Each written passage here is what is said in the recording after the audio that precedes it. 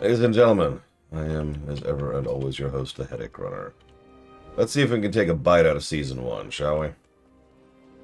Actually, before we do, I want to share a little anecdote, okay? That's cool. So,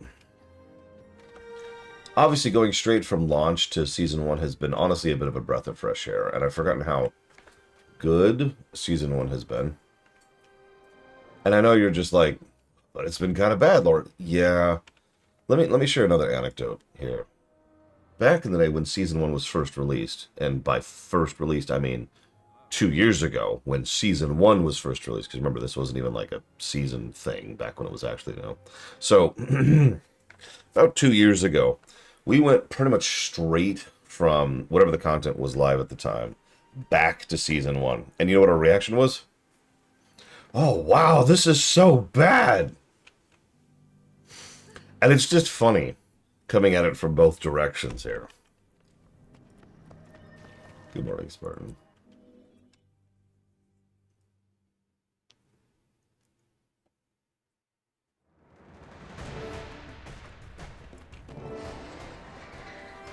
Welcome, one and all, to Divinity's Reach, and welcome to the newly opened Crown Pavilion. As the city celebrates my 10th year as Kryta's monarch, we also celebrate the resilience of the human spirit. Since my coronation, humanity has withstood test upon dreadful test, yet it endures. We endure, and we always shall. We reclaimed the Great Collapse and made it a gathering place, an arena to celebrate humanity's fighting spirit. I hereby present the Watch Knights, my gift to Divinity's Reach, and a symbol of our renewed bonds of community, duty, and shared destiny. All right, how many seconds till it all goes badly, do you think? I mean, we're here. The arena for a demonstration of the Watch Knights' martial skill as they are tested by Kryta's finest champions. If you have the strength and the will, step forward and become part of Kryta's bold new future. See you around, Arctic. Get some good sleep. Look at this place.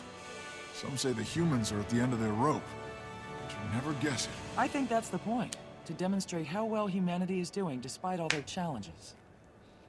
They're bringing in people from all over the world to show how tough they still are. They even invited Rytlock to be the Black Citadel's emissary, but he opted to send me instead. I hope the Queen isn't offended. She's offended. Don't worry, you brought me along. 2 of us is way better than 1 Rytlock. Shut up, Bram. It's bad luck to slur your commanding officer, especially when I'm trying to get into his warband. What, Bram? I love it. Here we are again. That the only dialogue he has? It really is. Wow. Okay. I offer the best prices around. The Queen's new toy is a marvelous feat of engineering, if a bit ostentatious, all those extraneous bits worrying about. Surprised by human ingenuity? Perhaps I'm a bit surprised. Good morning, Darkrai. Yeah, Shut Up Bram is going to become a thing. It's just you wait. He isn't bad yet, by the way. Welcome to Commander. Welcome, Commander of the Pact. I hoped you'd attend. Will you be volunteering? Yes, Your Majesty. Your Majesty, as a captain of the Seraph and your personal champion, I will stand for Christ. And your secret lover. Your Majesty. Let me Open test the lover? Watch Knights alone. Let them prove their ability to protect your kingdom as well as I have. An excellent notion, Captain. Clear the arena of all other contestants and begin. The Queen has spoken. All other contestants, please clear the arena. Captain Thackeray alone will prove the Watch Knight's mettle.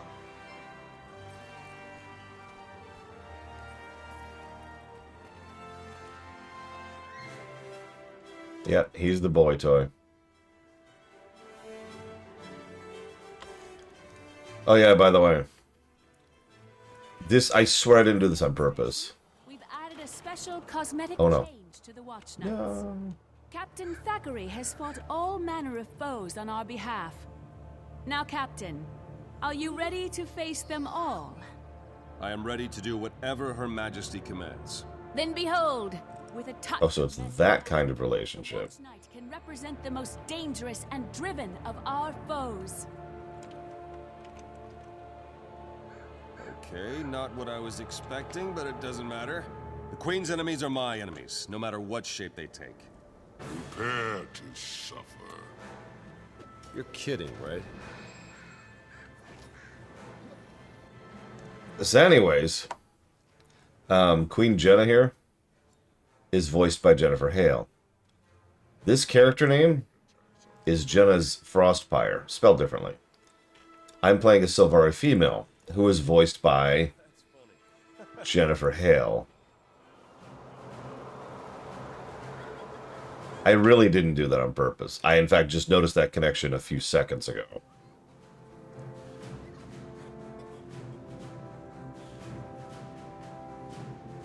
Also, thanks to SAG-AFTRA stuff, this character right here, the one I'm playing... Watch Knight is formidable, Your Majesty, but I'm not quite ready to declare it your new champion. I could say the same about you, human. Crawling back for forgiveness, Logan. Tears. Is this some kind of joke? If it is, I'm not laughing. Time's wasting. Let's finish this. Anyways, because of some SAG-AFTRA stuff, my character has no voice acting in the latest expansion. It's not responding, my queen. Something or someone's interfering with our control. Oh hey, is this our first time seeing Countess Anise? I think it is. I hate to be the bearer of more bad news, but we've got party crashers. Trust me, I've seen this kind of thing before. Not like this, you haven't. Those are the Aetherblade pirates that have been causing trouble in Norman's Arch. Of course, Countess Anise is completely on top of that. She's the spy master. Let's just get that out of the way. There's almost enough. Whether she's good at it or not, we'll decide that as we go. Now, if you'll excuse me, I need to go electrocute a few people to death.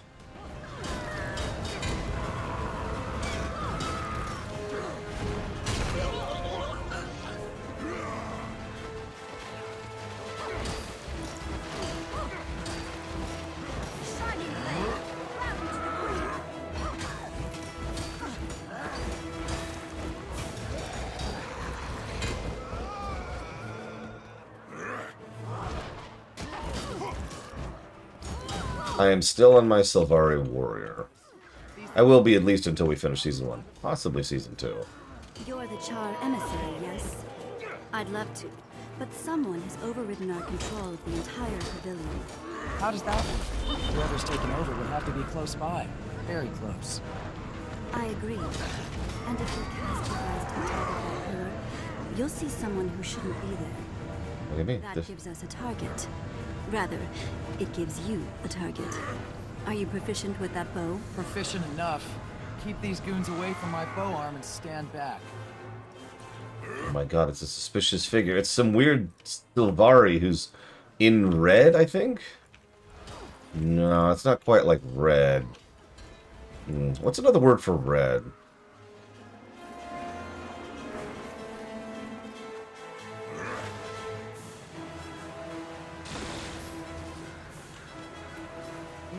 Now, I'm sure you're a better shot than that. You missed.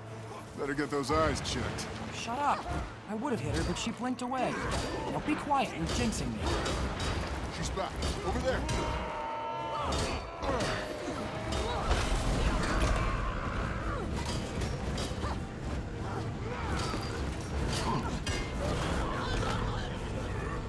I was telling Pax last night that Warrior has very slowly been making its way to being my new favorite. Reaper's fun, and certainly tankier. But Warrior is just a chipper shredder. Specifically Berserker, which is what I am.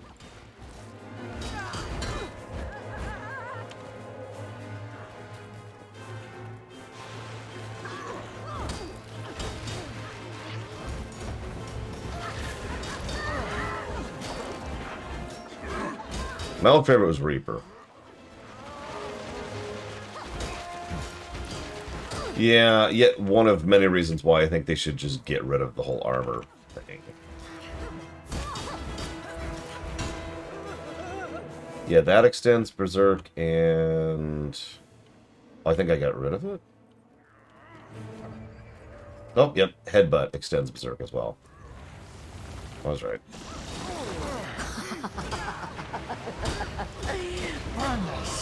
Just a minute. Bram was jinxing me.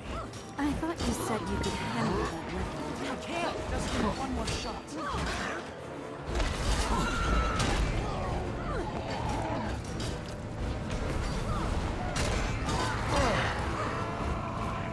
Sorry, I'm busy killing everything.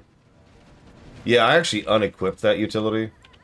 I'm probably thinking, but why, Laura? Because I wanted charge. I like having a closer too much not to have it. Hell, we actually used a closer literally yesterday as part of that stupid dungeon.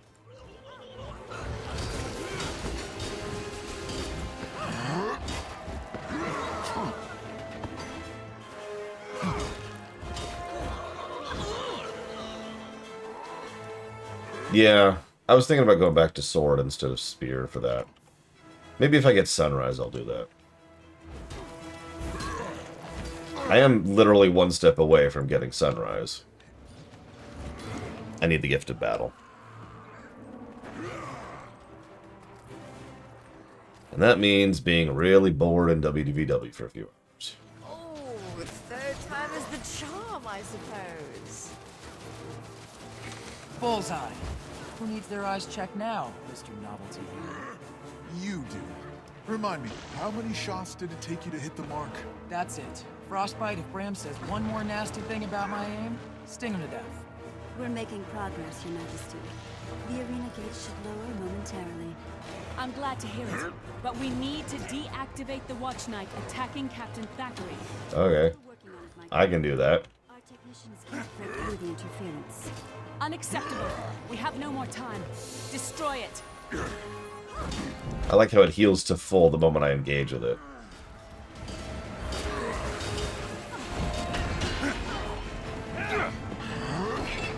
Get up.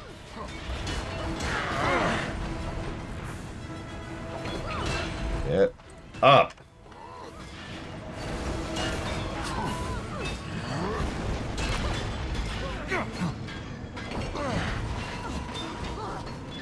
Could you stop that, please? Jesus.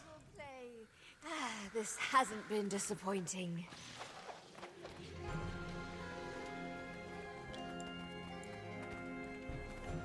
I don't know who that mysterious figure was. I'm sure she'll never matter again. How did that thing know about Ridlock? Don't be so sensitive, Captain.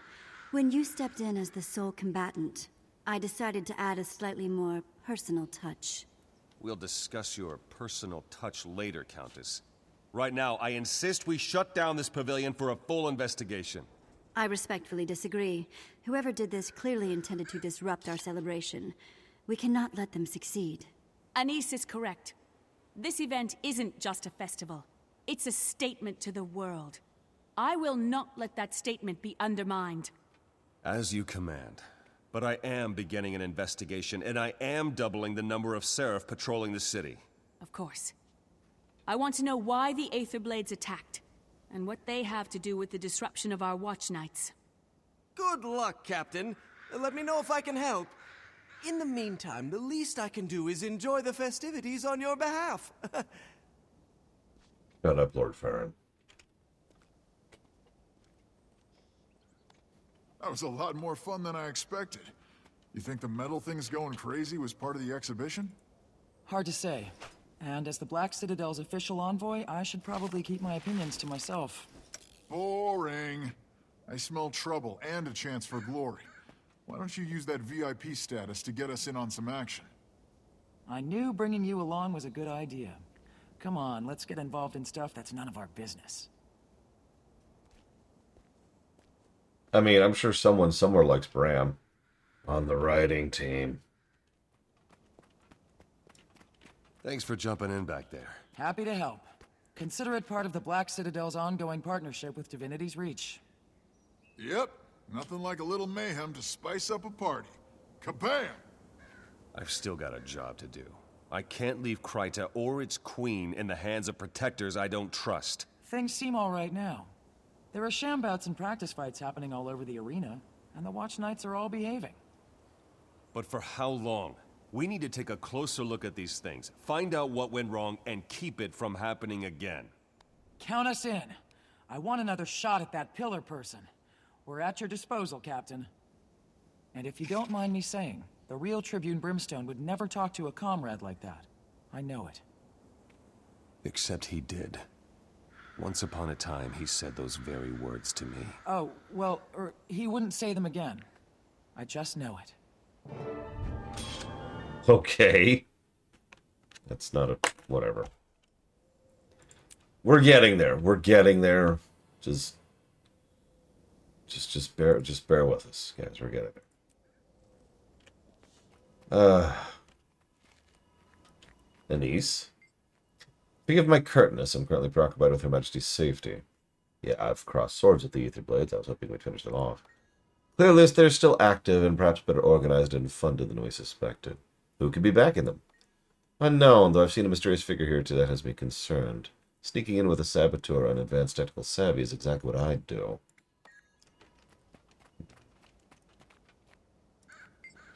The incursion was no accident. I'll be investigating just how our security failed. It's you, Logan. You're the one who sucks. Wait, did you say kabam? Huh, all this time I thought you were saying kabram. No. Why would I say kabram? I figured it was a Norn thing. You know, shouting your name as a battle cry. Kabram! That's stupid. No Norn shouts his own name like that. I mean, would you shout Karox? No, but I'm going to from now on. Look out, world. Karox! Frostbite! Well, I should have stayed in Kragstead. Hey. Good to see you. I'm gonna go now. I actually forgot about that line of dialogue where he makes fun of Kabram. 2 weeks later. Whoa! That's Dragon Age 2ing me here. Queen Jenna's Jubilee will conclude with a closing ceremony at Divinity's Reach. Her Majesty will be in attendance along with her esteemed guests and emissaries from across Tyria. Her Majesty will close the festivities with a remark at the new Colosseum built on the former site of the Great Collapse. May the 6 gods watch over you. May they continue to bless the benevolent Queen. No, that's pretty bad, Giga. I want you to imagine if you walked outside your door and it was 2 weeks later.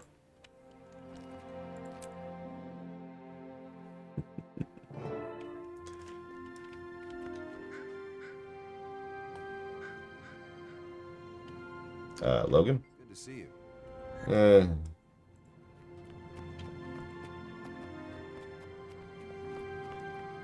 Okay, Giga, you need to stop doing the crack. I'm telling you. It's not quite a Kragstead move, but Crichtons definitely know how to stage a celebratory fight. Have you been partying for 2 weeks? It's almost time for the closing ceremonies, and I'm expected. Official duties and all.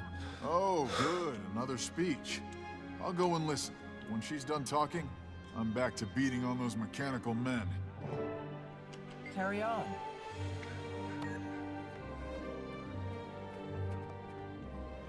Thank you all for coming.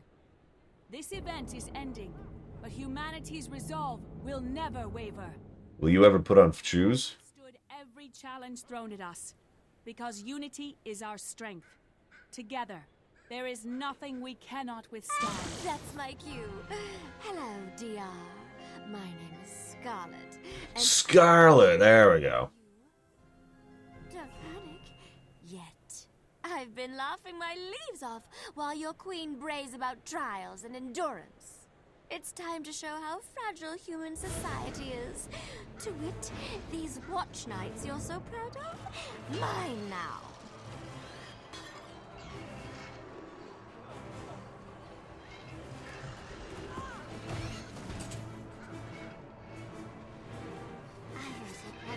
Bombs around the city to keep things lively. Bet you can't find them all. Her face is unusual. I think it's unique. Ta for now. See you soon. Oh, and I'll be taking your queen with me. Hang on, Your Majesty. It's going to be a wild ride.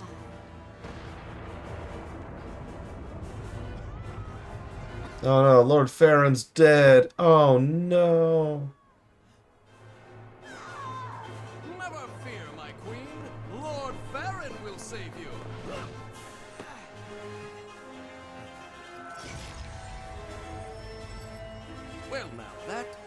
did not expect. No, he's turbo dead again. I should mention there are 4 bombs. Finally, some action. Come on, Rox.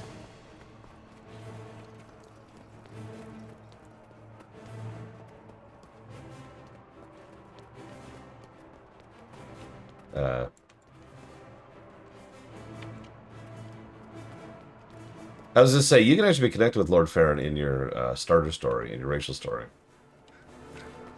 It's like him or the circus person or the thug, I believe, are your 3 options. I forget the name of the thug. I'm pretty sure that's what I picked.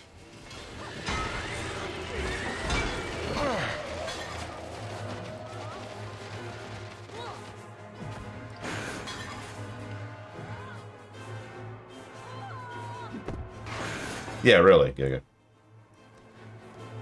Like I said, human starter is one of the only ones I actually know decently well.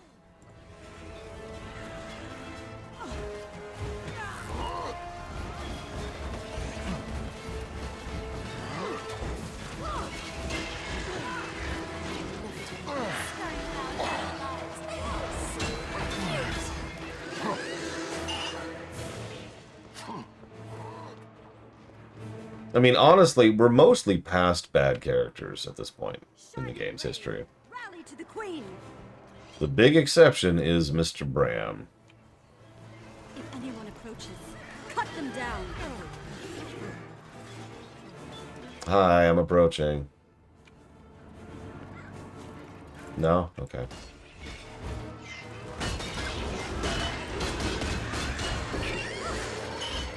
Yeah, I was telling PAX last night, it's interesting the specifics of when we meet whom. First of the new characters we meet is Rox, the one who's going to go away as soon as we leave, like, Season 1. I know she peeks her head into the future, but, like, she really took a back seat for some reason. The second new character we met was Bram. And that says a lot, I think. Third one was Marjorie and Casimir. Yeah, I've actually often suspected that that's exactly what it was. That they wanted a Char, and Rox just didn't have the star power of Steve Blum. It also helps that that Blum started doing a much better job with the role, too. Like, later Ritlock sounds a lot better. God, you awful thing. Isn't it enough that you've ruined my earning potential as a street performer? Incorrect recollection. Like you, I only endeavored to... Oh, hi, Hobotron. Also known as Betatron and Herotron. Sounds like we just booked ourselves some world-class entertainment.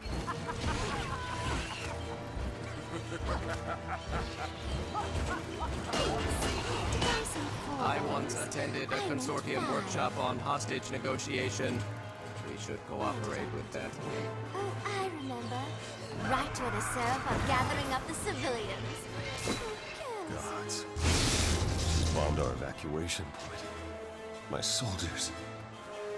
All those civilians. Also true, Coleman. So here's our first large-scale marionette fight. Get used to these things. Scarlet's always been interesting to me as a villain. Because she's similar to Zaitan in that she has a fairly large impact on where things go. But isn't really referenced that much once we get past her. Like, she'll be mentioned a few times in Season 1, a few times in End of Dragons. That's kind of it.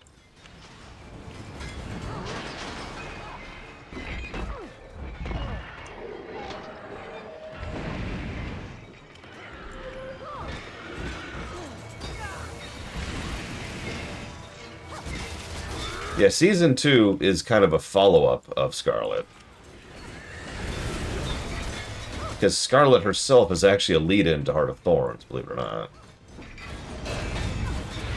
But yeah, I suspected that's the reason, Giga, is that they were like, well, okay. We sort of got rid of this person.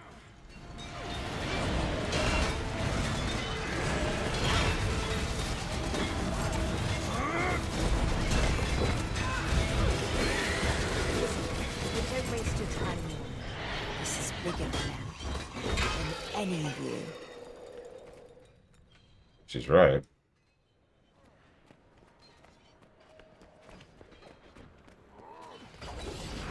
Like it or not, she is right. Glad that's over. Forgive the deception, Logan. Countess Anisa's security measures depended on as few people as possible knowing about them. I'm glad you're safe, but I'm your a Seraph captain. How can I serve if I'm not informed?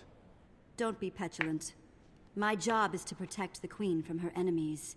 Yours is to seek out and destroy those enemies. There were indications of a threat, so I concealed the real Queen until it revealed itself. Now it has, and it's spreading. Reports from all over the globe tell of portals releasing Scarlet's twisted minions. What are you doing about it? A fair question.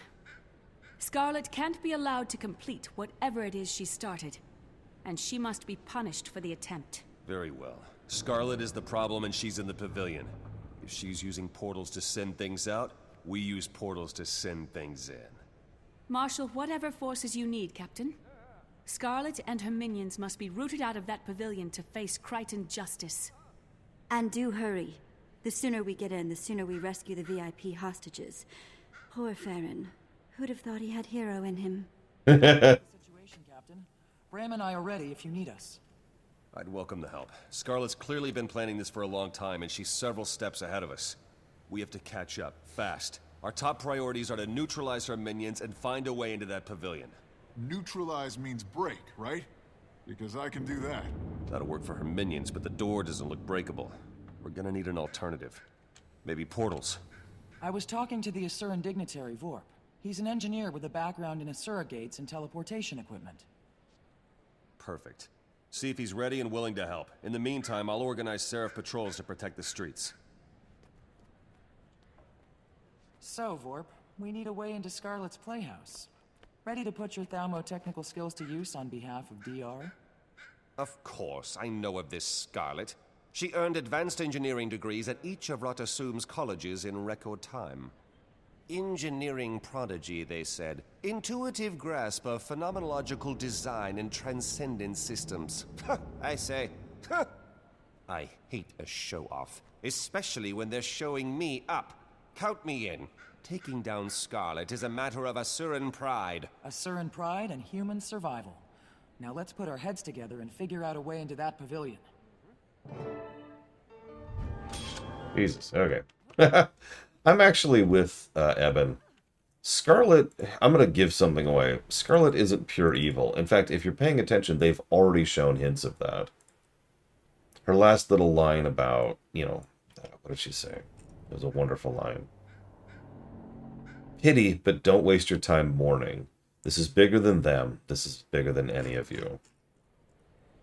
Scarlet is definitely a villain here, and an antagonist, but she's broken. Why do you think they keep using the dolls as her motif? It would have been fascinating if, in a post-Heart of Thorns situation, we could have, fixed her, right? No, I don't mean like that. I don't mean like the meme. I mean, literally, we got rid of the cause of her insanity. Because we do. Spoilers. We actually do get rid of the cause of her insanity.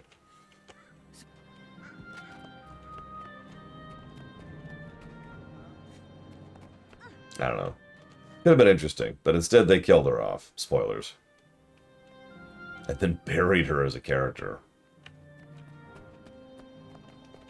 I actually distinctly remember coming back to Season 2, and they kept talking about Scarlet this, Scarlet that, and the whole time I'm like, who the hell's Scarlet?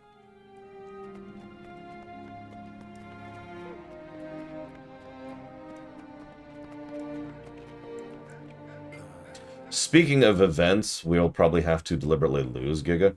Battle for Lion's Arch.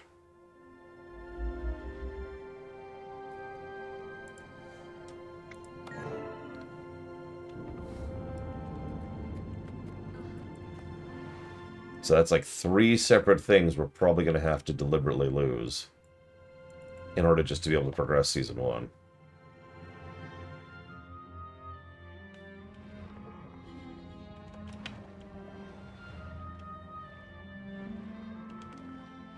Yeah, this is why I made the comment apparently misdirected or mishandled. Incorrect. That Roar! Woggin is mad! Woggin is so furious! that strike missions came out in Season 1. It's because there is a strike mission in Season 1. Hello, Eitri. Praise Joko!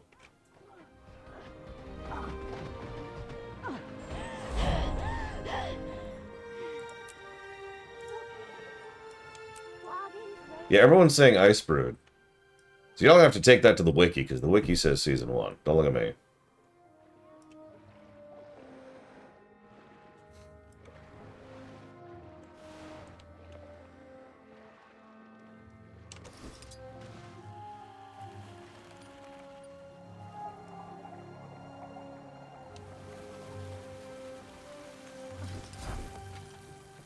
My ears are twitching. Sorry, while I'm here. Just Everybody filling out the numbers. No, it's a cat. Everyone wants to be a cat. A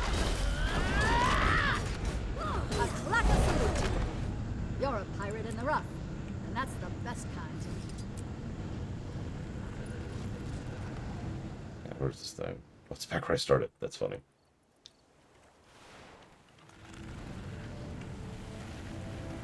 Six more.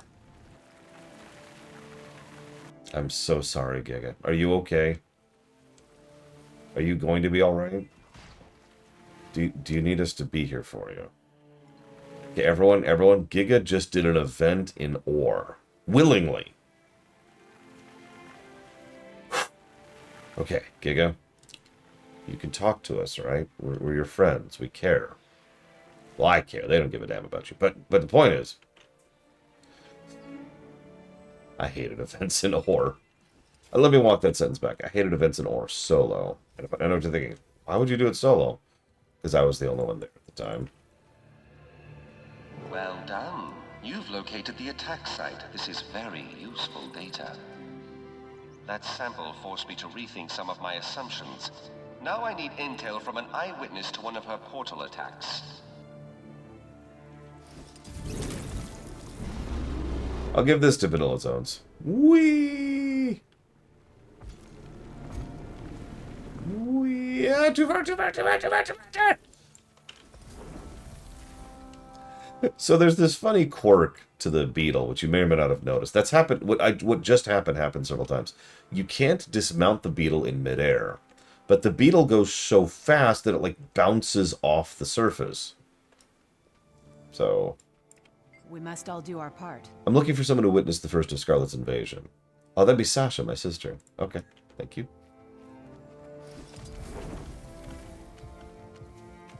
But the centaurs are attacking. Yeah, I'm dealing with Bigger Fry. Bigger Fry? Yeah, I was supposed to say Bigger Fish. But honestly, this is a Bigger Fry. Like, you've got a batch of fries, and you got a really big batch of fries. This is the bigger batch of fries. Good to meet you. Listen carefully. I need a focusing crystal from an Aether Blade captain, the oscillating diaphragm of a twisted horror. Okay. And a translocator beacon from one of her giant portals. Okay. Good morning, Braven. And yes, I did, Giga.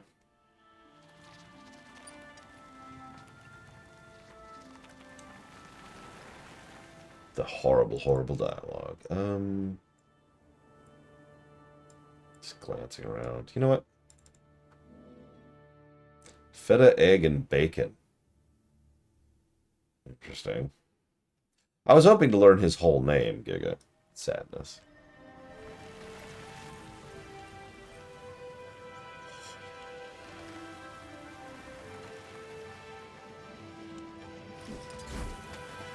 Exactly. Why didn't we let him finish?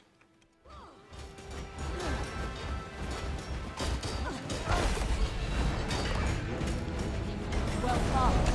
Now get out there and do some good in it. Build your regiment.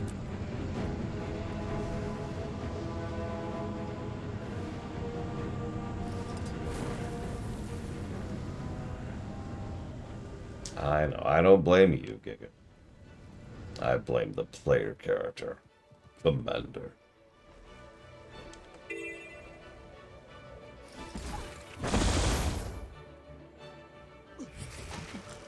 Do you mind?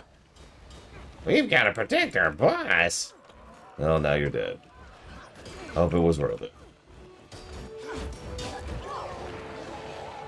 Yeah, we were trying to figure out what the hell happened, so I was looking it up. Apparently, the way dungeon currency works is every time you do a dungeon for the first time a day, excuse me, a path, let me be very clear about this. Sort of pattern to Scarlet's madness, but the more I catch a glimpse of it, the less I want to perceive. So each path you do for the first time in a day during the reset gives you 100 currency. So you can get 800 currency every day if you actually max that out. But the point is, he should have absolutely gotten his currency, so we were trying to figure out what the hell happened. And finally, on a lark, he decided to check his currency tab, and the currency was just there.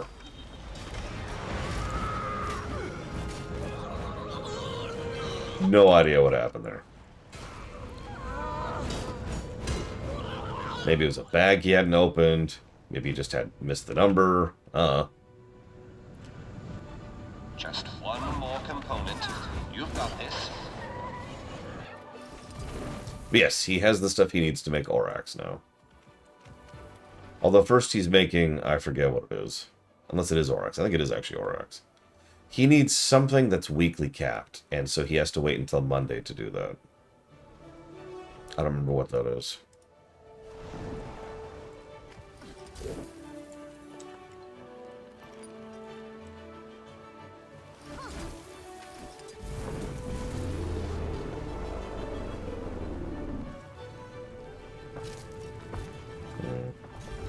I don't know, either way, he has the stuff to convert now. He just needs the timer.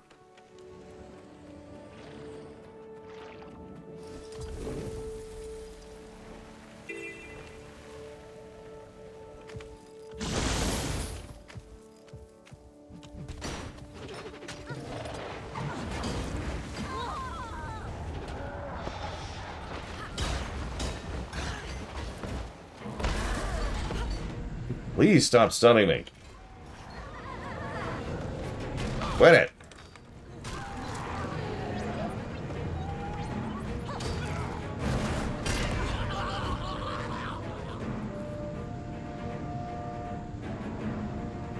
Amazing work. Come back to me in Divinity's Reach and I'll install those final components. We'll stop her yet. Oh, God. Is that a player? That is a player. I'll help.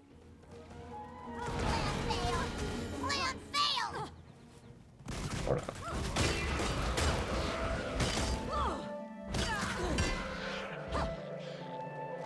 Yeah. I don't really look at titles in this game, to be honest with you. I'm not even sure what titles I have.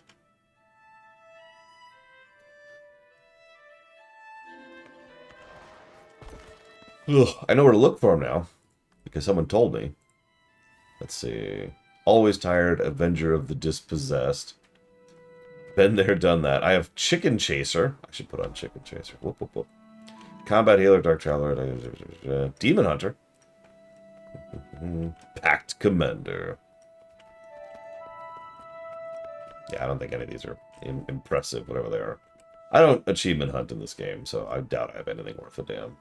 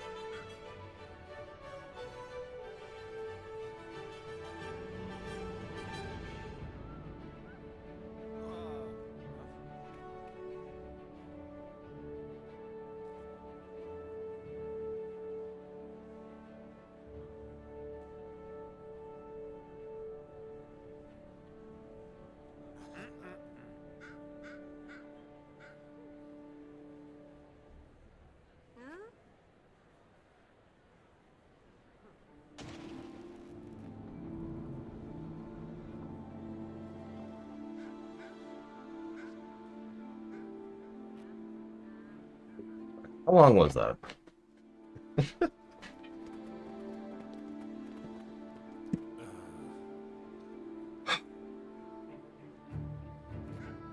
Only one thing, this is going to sound like a strange sentence. There's only one thing I don't like about temporarily living in a nice neighborhood is people come by all the time just to be like, hey! It's like, what? What do you want? I want to talk about your flowers. Okay, sure. I want to talk about this, like, baking drive we got going on. It's like, I don't...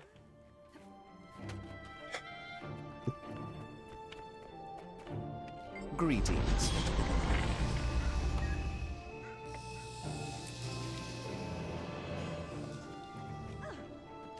Like I said, it's a weird complaint. It's just, in this exact moment in time, it's like, can I just skip all this, please? Okay.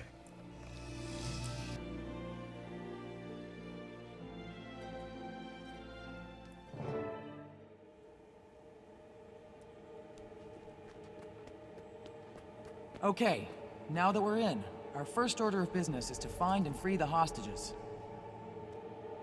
Second order of business is to kill Bram. Impress him, and Rytlock takes notice. Ready, Bram? Ready, Frostbite? You know I'm ready. I can't speak for Frostbite. Then again, neither can he, because he can't talk. He talks, you just have to know how to listen. Right, boy? See? Frostbite's ready. Let's show Scarlet what happens when you mess with our human pals. Look who's here. But you didn't pay the entry fee. Bouncers, do your stuff. I'm sure you've noticed they're really channeling the Joker with Scarlet. Not in a bad way, just... she's not all right in the head.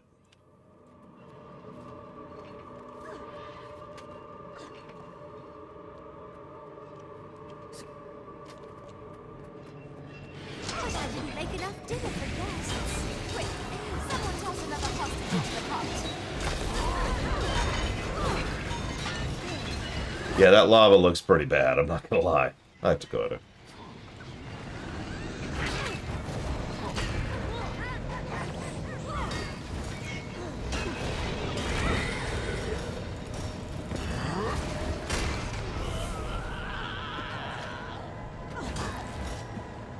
That'll do.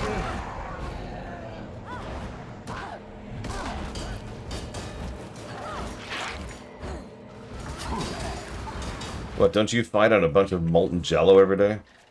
Ears up, Ram. There's something ahead. I see it. It's not just something. It's the thing. 12 years old, J. Palmer. And a bunch of those ugly mechanical baddies. One king-size pile of scrap metal coming right up. Hello? Anyone? Fire! There's a fire! Noble Lord's lifelong gratitude is just a rescue away! Morning, Ross. Do come in. There's no room at the dinner table, but plenty of room in the coffin.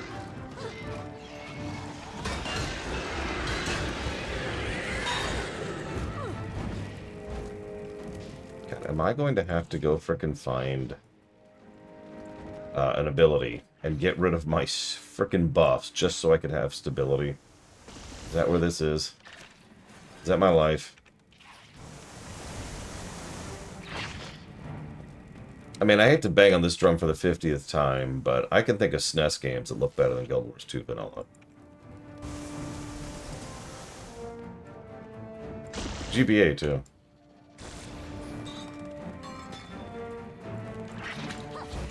The fires are extinguished, game. Oh, whatever.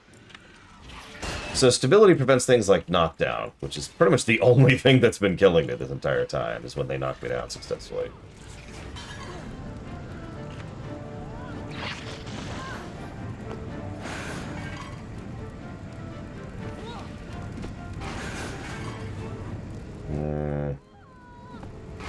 Yeah, I might get rid of that. Where is it? Where is it? I know there's, let's see. Shake It Off would work. Let's do Shake It Off for a bit, see if that helps. Stability is one of those things that's invaluable when you have a use for it, and generally useless when you don't. As weird as that probably sounds. I sincerely hope you're an off-duty firefighter, because I sincerely don't want to be cooked.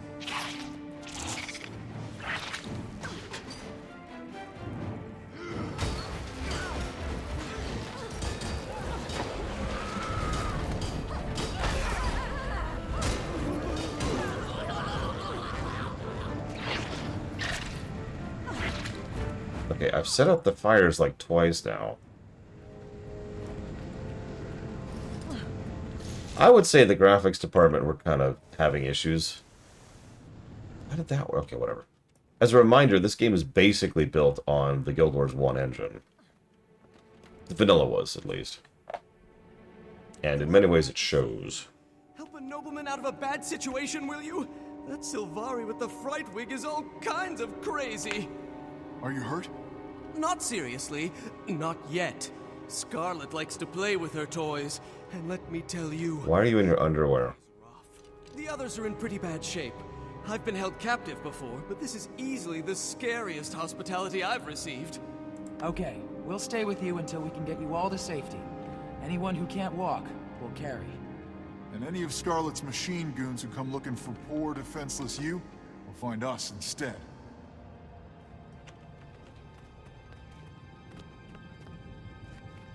You deal with that. I'm gonna go. And yeah, it's actually a pretty similar situation to WoW. WoW Vanilla was essentially based off of Warcraft 3, just like Guild Wars 2 Vanilla was based on a Guild Wars 1.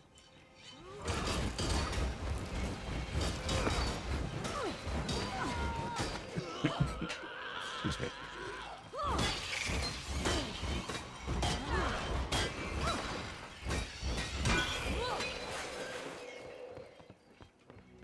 You know, actually, and FF14 was based off of FF14 1.0. While we're on the subject.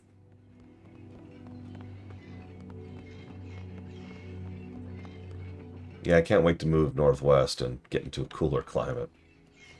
It's approaching 90 right now. It's not even noon.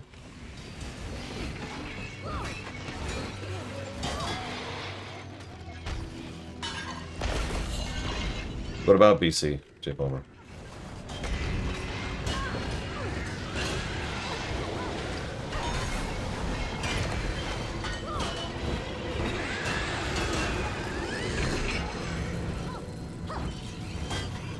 Yes, I would say WoW... Well, this isn't even I would say, it's just a statement of fact. Really? The first time WoW really was able to do some under the hood tech debt in order to advance forward was Cataclysm. I was actually just talking about that this morning. Cataclysm was the first time they were really allowed to put some of the money WoW was making back into WoW. Thanks, Vivendi.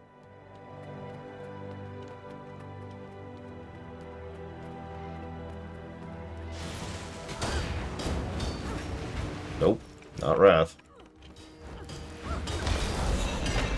I should mention the development of Cata, which obviously happened during Wrath, but same difference.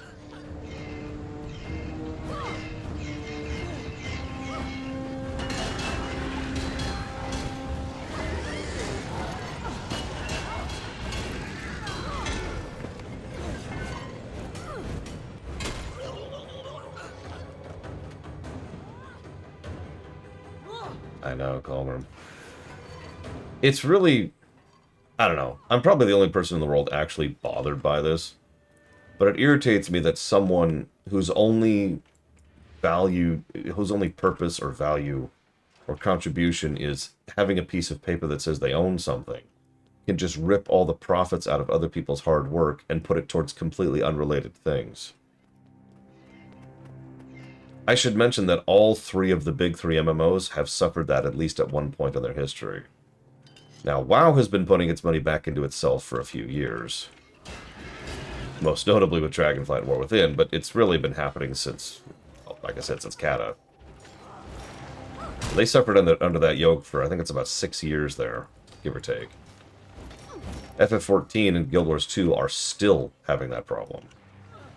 Because Square is a leech, and NCSoft is a frickin'... Well, it's a leech. I don't have a better terminology. It's a parasite. Just squatting on the MMO. So the company that owned Blizzard at the time was called Vivendi, and they were extremely fiscally irresponsible. They were so in debt they were actually looking into bankruptcy and had actually started bankruptcy hearings, of which you can find some of the paperwork of still. Or at least you could back when I looked into it. When WoW came out, when WoW Vanilla came out, when it launched at 1.01 or whatever the initial patch was, WoW was such an initial smash success that Vivendi immediately canceled their bankruptcy hearings and started funneling all of the profits from WoW into paying off Vivendi's debts. And then they did that for years.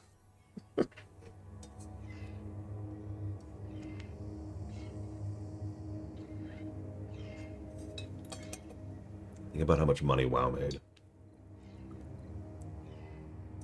First reminder. I think Vivendi's technically still there, but they got out of the game. Vivendi hasn't been a player in the video games sector for a while, I think. Let me double check myself on that.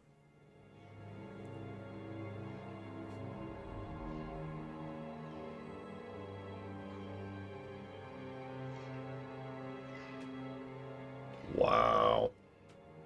Yeah, no, Vivendi got out of video games and turned into an investment firm. You know, the stains on society.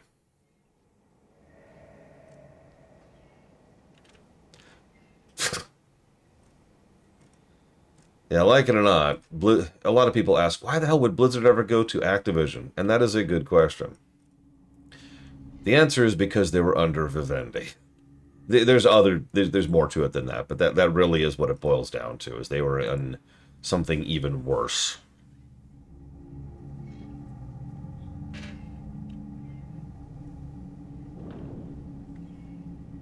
Yeah.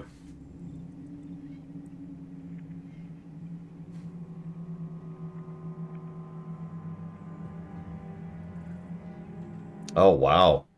They were actually found guilty. Vivendi was, of perpetuating disinformation against RWB. Sorry, that's Reporters Without Borders. That doesn't surprise me at all. Vivendi are scum. Death by cannonball would be funny, but killing you myself is actual fun.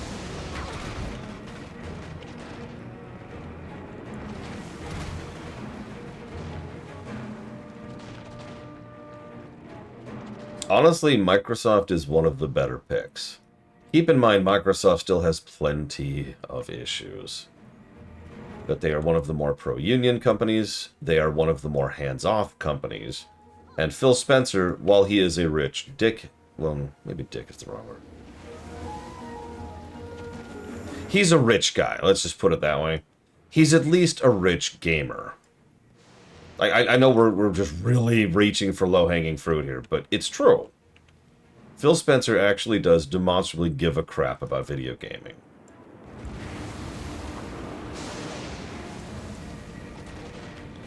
Yeah, that's true. Microsoft also tends to get a lot of attention. Cannonballs, my one weakness. Other than that, if I had to pick a big publisher for them to go to, that's actually tough. They're all bad. Like, they're all bad.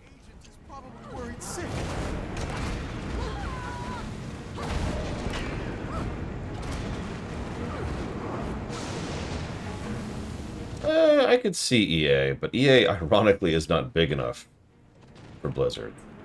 As bizarre as that sounds, Blizzard is a bigger company than EA is, even just pound for pound.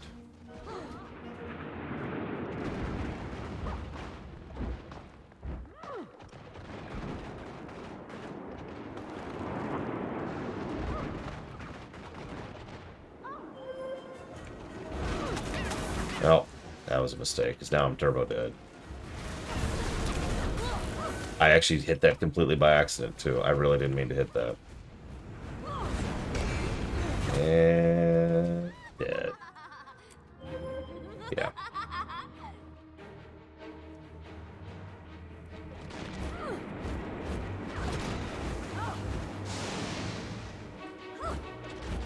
Nobody will ever miss Bobby Kotick.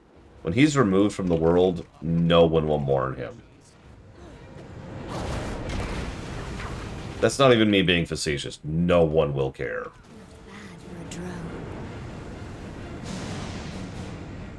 The Minstrels Guild will hear about this!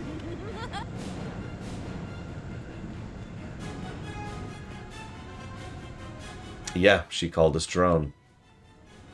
I didn't know that was actually racial specific.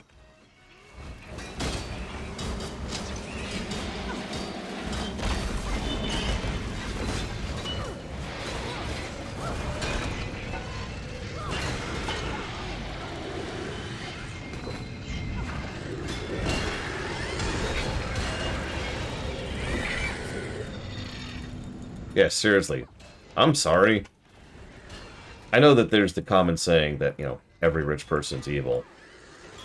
I try not to throw out such accusations unless I've actually studied a particular person's history. I've studied Bobby Kotick's history. He is an evil man.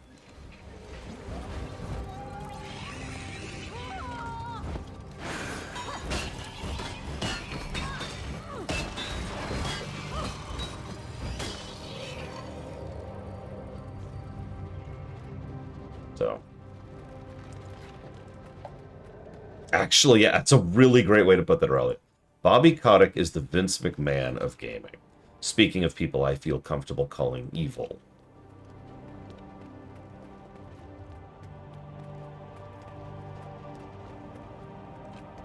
You know me, Spartan. I like to do my due diligence.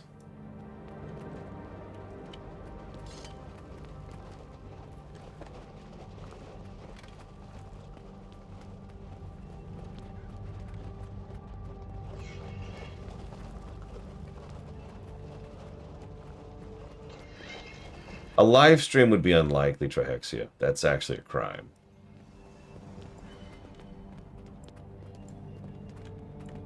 Well, I wasn't counting Larian because they're also not big enough to grab Blizzard.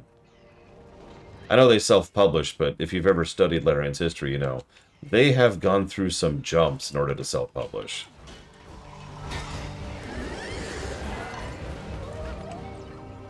But yeah, Larian is kind of in their own bubble. Which, yeah, good on them, and I do support Larian pretty much 100%. I mean, you can pretty demonstrably say that the less... Oh, what's it called? There's actually a professional term for this. Hang on a second. Give me a sec.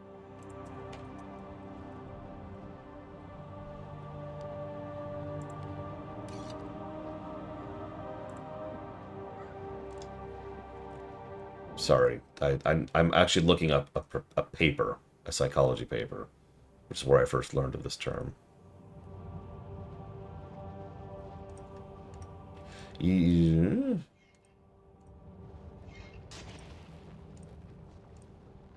And I want to use correct terminology here.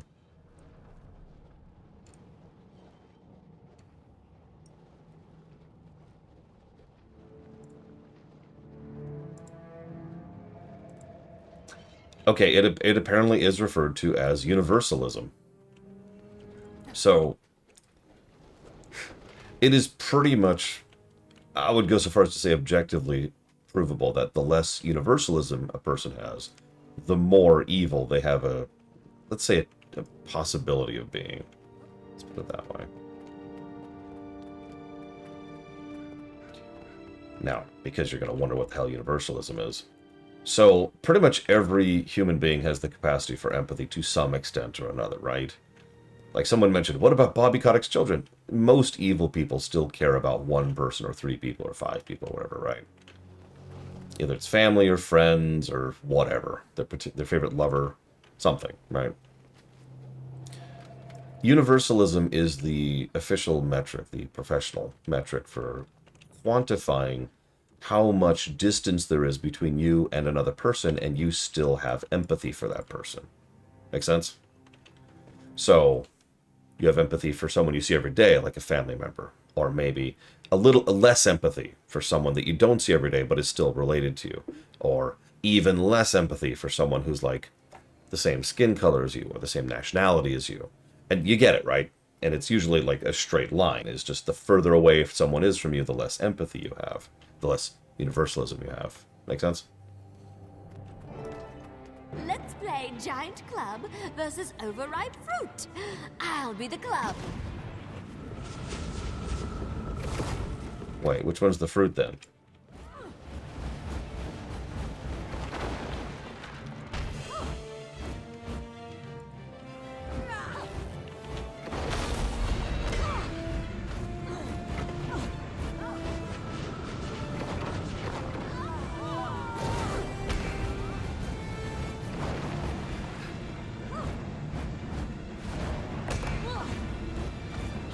Yeah, I've had a theory for years, which I more or less have proven at this point, that the more literal physical distance you have between an action, the more capable you are of harming someone else. I've talked about this constantly because this actually comes up in fiction a lot. It's easy to tell someone to press a button.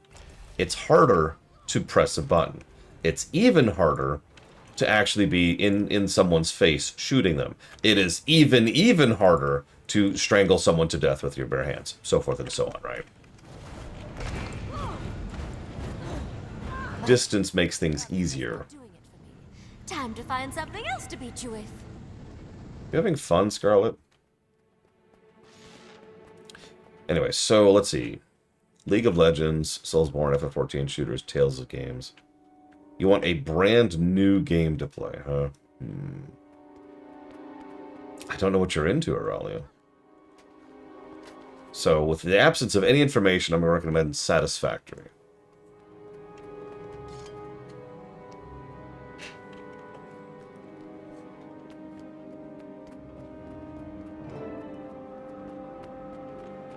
Alright, Farron. What do you have to say for yourself? Oh, geez. I don't know how to summarize those, Borum. We've been talking about Guild Wars 3 off and on over the last week. I'm curious if it's going to be Guild Wars 2, or if it's going to be a totally new thing, like Guild Wars 2 itself was. That's my main thought. I'm rich, you know. Your friend Bram humbly offered me a shirt, but I declined. I still need to cool off. Right. No, you're good, Borum. It's just, I was suddenly struck by how do I summarize my thoughts on that. What I'm most curious about is it's possible that they are working on a totally unrelated project that isn't Guild Wars 3, and I'm curious if we'll find out by the end of the year, because they're almost assuredly going to announce the latest expansion probably inside of a month, I'd say, right? So, will we find out then what they're working on? I don't know. I'm going to wait till the survivors and make sure they get back to the surface in one piece. Go ahead. Bram will pack up once the coast is clear. Save a little fun for me, yeah. As much as I want to help teach Scarlet a valuable lesson about Norn aggression, I need to hang back and see the survivors get out in one piece. Yeah, remember, Gamescom is in less than a month now. That's a perfect time to announce something.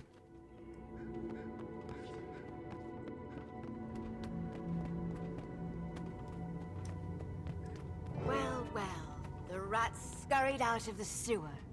Nice to finally put a face to the tail. It's a shame the Queen forced my hand, but I must say you're quite the dance partner. Commander, this is something I didn't anticipate. And while I love a bit of excitement, I urge you to desist.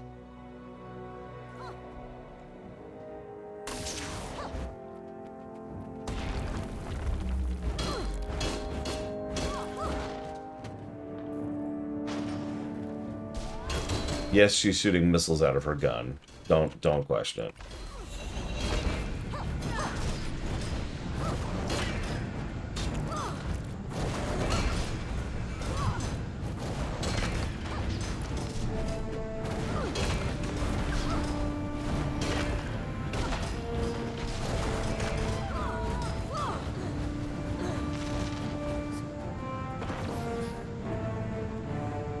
The music swells.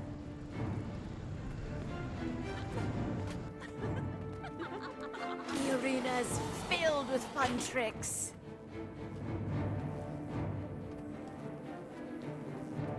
Psst.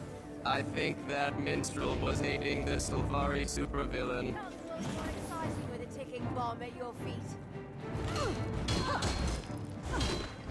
That's true. I've shot a drill at people in FF14.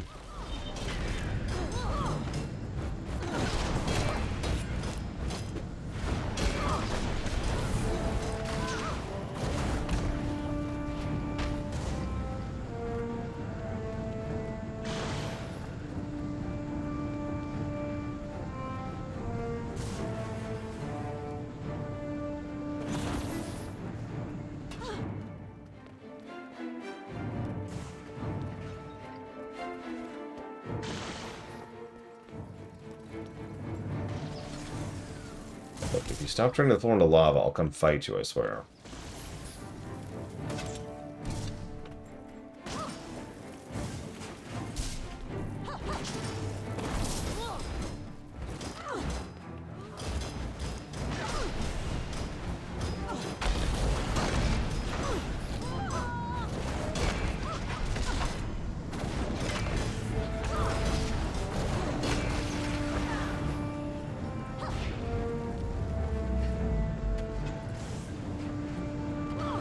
Oh, screw it. I'll just fight you in the lava. Let's go! Whatever.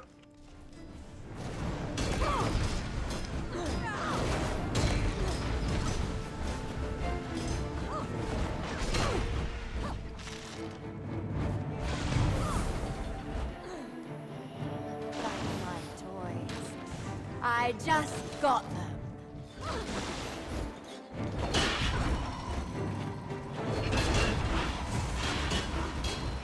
Meanwhile, my bank has been calling me lately. And I know what you're thinking. Oh, no, that's a big deal. No, it's not. They just want me to take a loan out or something. Okay, you know, you've got a bunch of money kind of stocked away that you haven't been spending. Would you like to put that money to work for you? Maybe you should take a loan out. Don't worry, our prices are very reasonable. Oh, shoot, I turned to the wrong one. Come on. Come on. I'm not going to manage it. Alright, fine, whatever.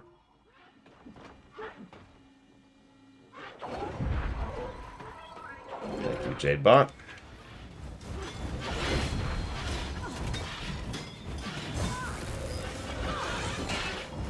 Yeah, my time is more valuable than yours, bank. Sorry. Piss off.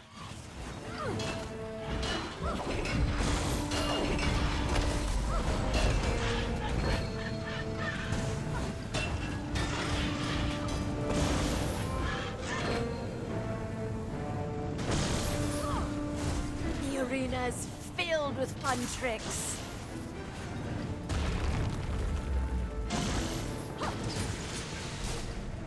Sorry, I was just letting my regen kick in there a little bit.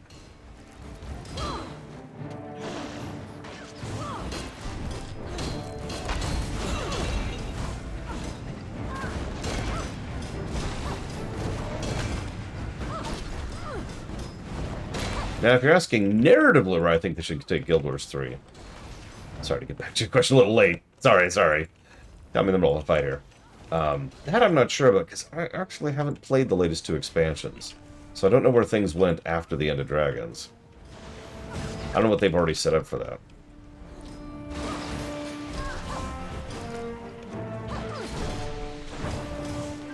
Assuming they did any setup at all, who knows?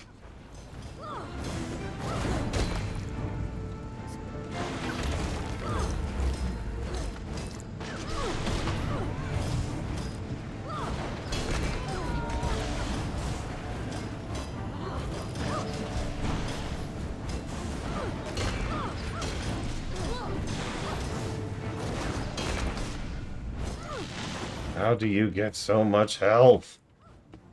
Why don't I have that much health? Music swells. I've got your back. Thanks, Bram. The only time you'll ever hear me say that. And thus I have learned the error of my ways. I shall be good and sweet and nice from now on. Now you've got my full attention. I keep a list of people who need sharp reminders about how insignificant they are. Do not get in my way, little pest. There will be consequences.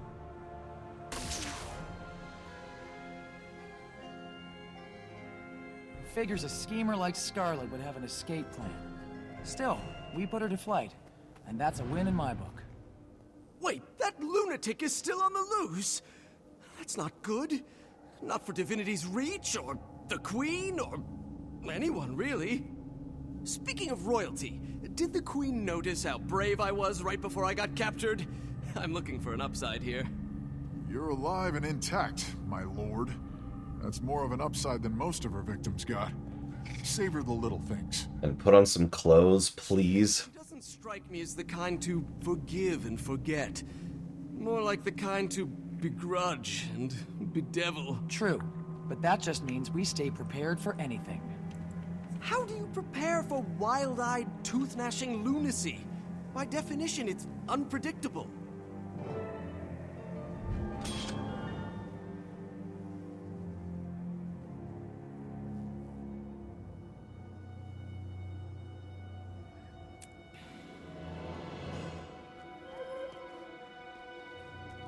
Alright, Hobotron. What do you got for me? I think that minstrel was aiding this. I will sing what you have done for me this day. Uh-huh. Get me out of here. Alright, now to drag Giga along.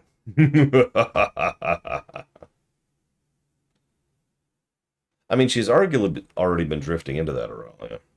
So I'm going to say yeah.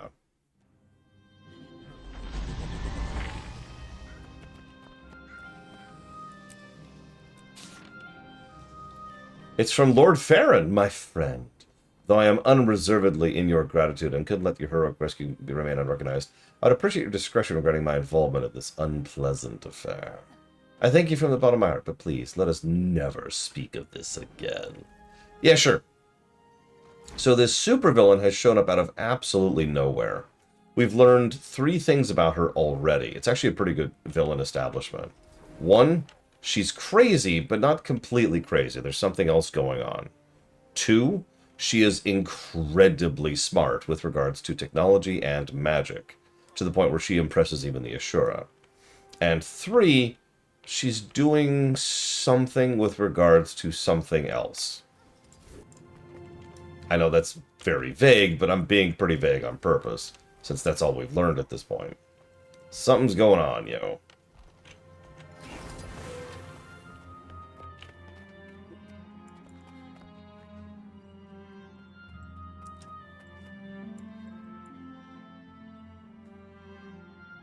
In broader, less in-character terms, Scarlet is the lead-in, the foreshadowing for Heart of Thorns. Let's put it that way.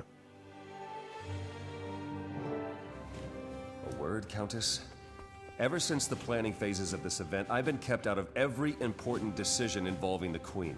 I know that's not a coincidence. Nothing you do ever is.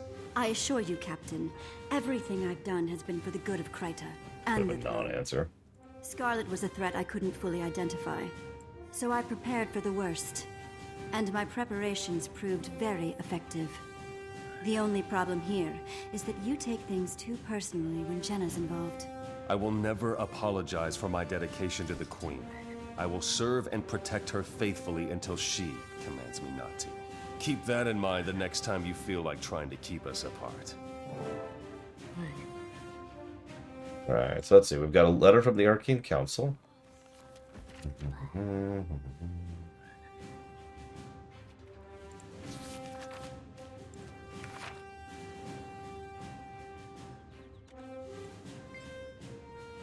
Oh, hi, Marjorie. We'll talk in a second. I wasn't trying to talk to you. Sorry.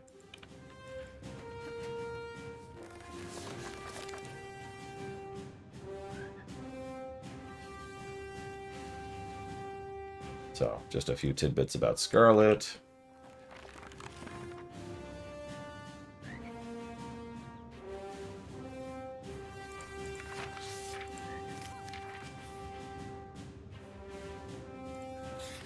My queen, I received this letter 2 nights ago. I'm issuing an additional Shining Blade detail to your personal quarters until I can notify the sender. I've never heard of this Captain Briar. Her name is Scarlet Briar. But if I know of the Watch Knights, we might have a breach on our hands. I would urge you to leave Logan out of this for now. I'll gather what I can. Dearest... Oh, what was your name again? Alice? Let me grab my notes. Let me start over. Dearest Anise, it is with utmost urgency I'm writing you today. The weather is dreadful. The birds refuse to sing. I also caught wind Her Majesty is working on with the Royal Engineers on something particularly exciting.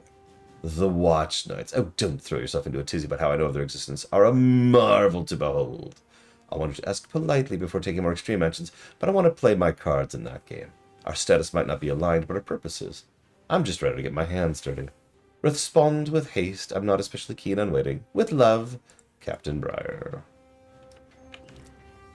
And this is an indicator of some of the accolades she got at the Academy. College of Dynamics. Status incomplete. Notes evidence of cheating found during final examination. See file on PEXA. She refused proper academic trial. Transferred to College of Statics in 1315 under academic probation. College of Statics. Honorary degree awarded 1316. Did not attend required course days or complete residency, but did pass all final exams with high scores. College of Synergistic Statics. Complete. Degree awarded 1317. Completed her basic degree in synergetics after defending her thesis before the Arcane Council. Winner of the OMAD Award, earning her 5-year tenure as Headmaster OMAD's lead lab assistant. Yeah, that's some interesting characterization for Scarlet right there. Thanks for your help today, Commander. Whoever Scarlet is, we'll find her and make her atone for all the pain she inflicted on Divinity's Reach. If she puts my one true love at risk again. Yeah, we'll stop her. It'll be fine. And Denise even let that monster... Sorry, I'm not acting like a captain of the Seraph. I just hope Denise learns from her mistakes. I've asked Marjorie to help look over her evidence. But first, I need to talk to Giga's wife over here. Fancy meeting you here. Everything okay between you and Logan? I am perfectly cordial. Logan is simply blinded by his admiration for the Queen. It's the feet.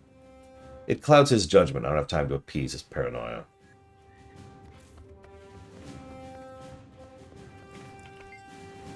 Commander, it's nice to see a friendly face. I don't come into this part of the city if I don't have to. Not unless there's a good reason. Well, there's a good reason.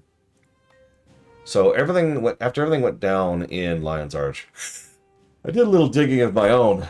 And I got a phone call from my sister, so I'm going to have to pause in the middle of reading this in order to put my phone up to my ear. There we go. Hello.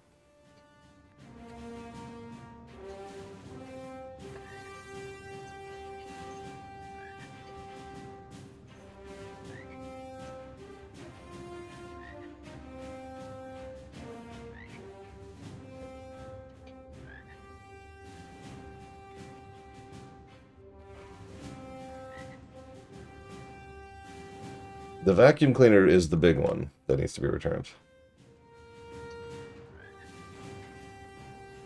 That's the printout thing that I emailed to you.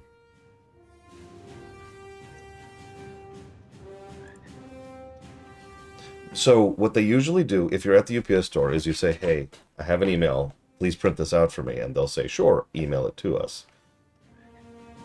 And they give you the email on the spot. They didn't give me a QR code. I would have done that if they let me. They were being very irritating about it.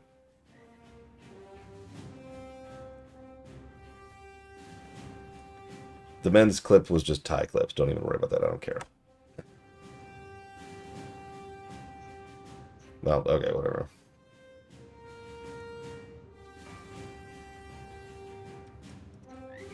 Yeah. X.X.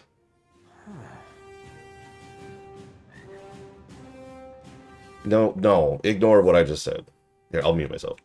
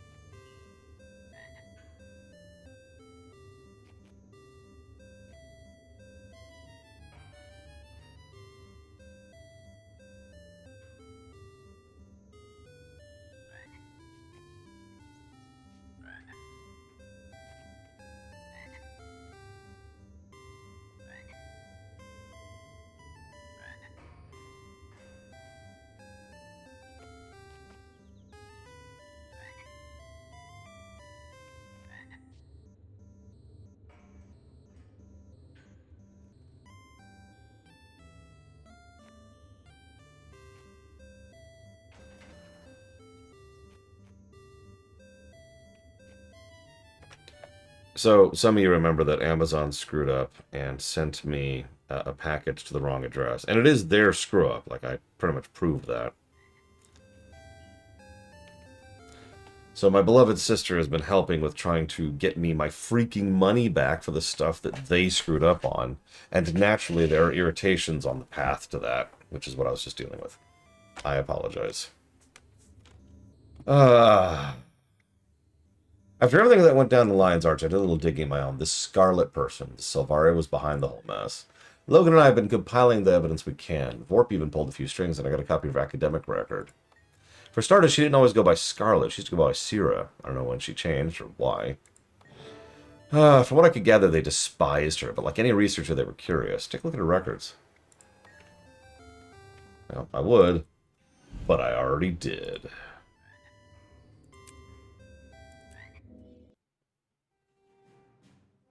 Amazon is usually good about that, which is why I was so confused. Oh yeah, what I actually ordered is already here. It arrived the next day. The problem was I need to get my money back for the stuff that was sent to the wrong address, which, once again, I want to stress, was their fault. I'm not even sure how they screwed that up, to be quite honest with you. Okay.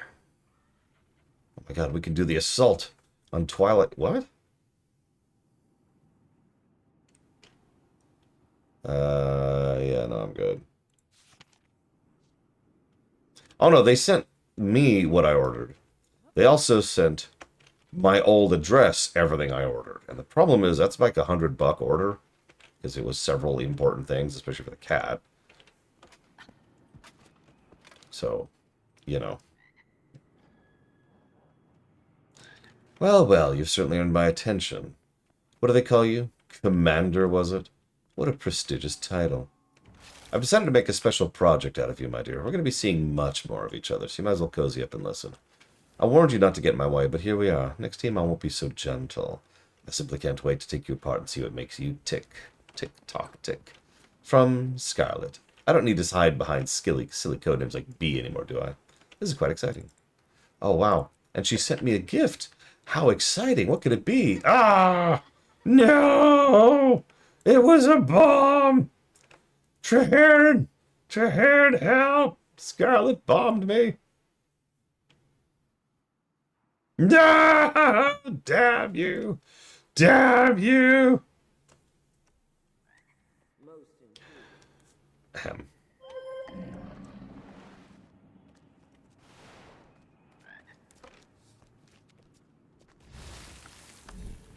I think you originally got an achievement for that. But I've done that already. Alright, so... Episode 4. Tower of Nightmares. Yeah, the tower. This should be fun. From Marjorie. The Mesmers and other concerned parties have been investigating an anomaly in the Kessex Hills, where something huge and unpleasant is being cloaked from view. We know it's there because invisible walls are blocking access to the center of Viathan Lake. Casimir is going to attempt a spell that'll hopefully lift the veil, and your experience in battle can prove invaluable to us here. Sergeant Walters of the Seraph is heading south from Fort Salma to stand with us against whatever horrors are revealed by Casimir's spell. Please join her. Bring friends. Yep.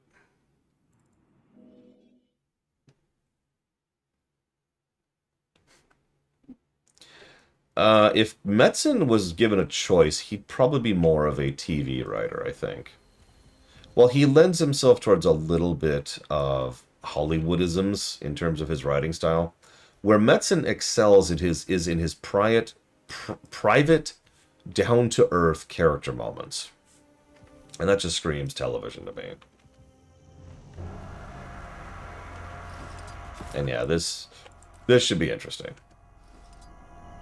Up to you, Giga. I trust your judgment. What is that?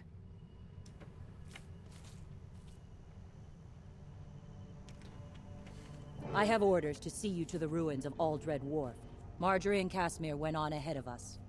Let me know when you're ready, and we'll set off after them.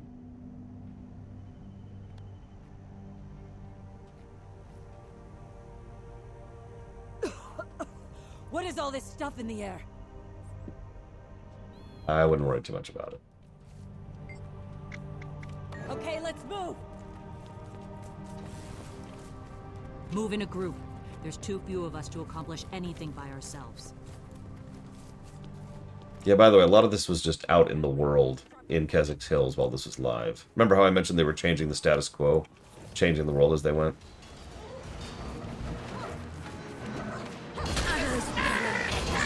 I do hope you enjoy Mook, regardless.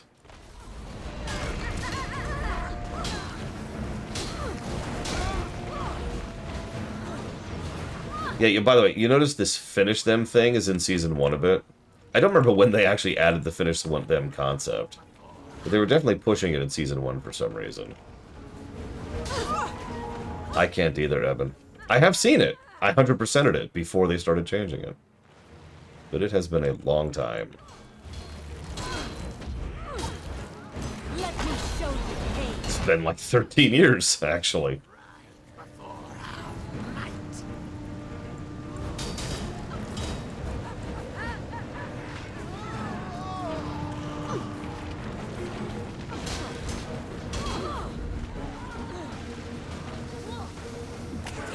Struggles are at an end, toy soldier.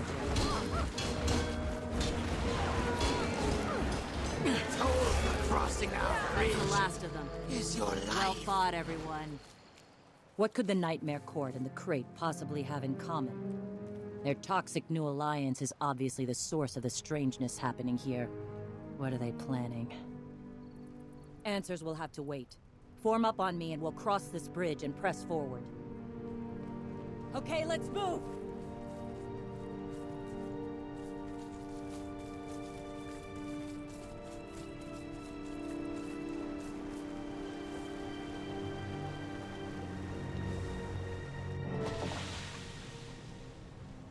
Here's someone to test my poisonous new cocktail on.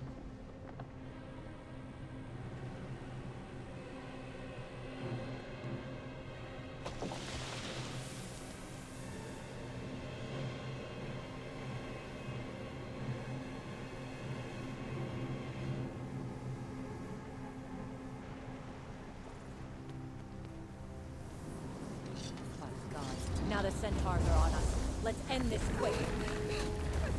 Walters? Walters. We don't have time for you now.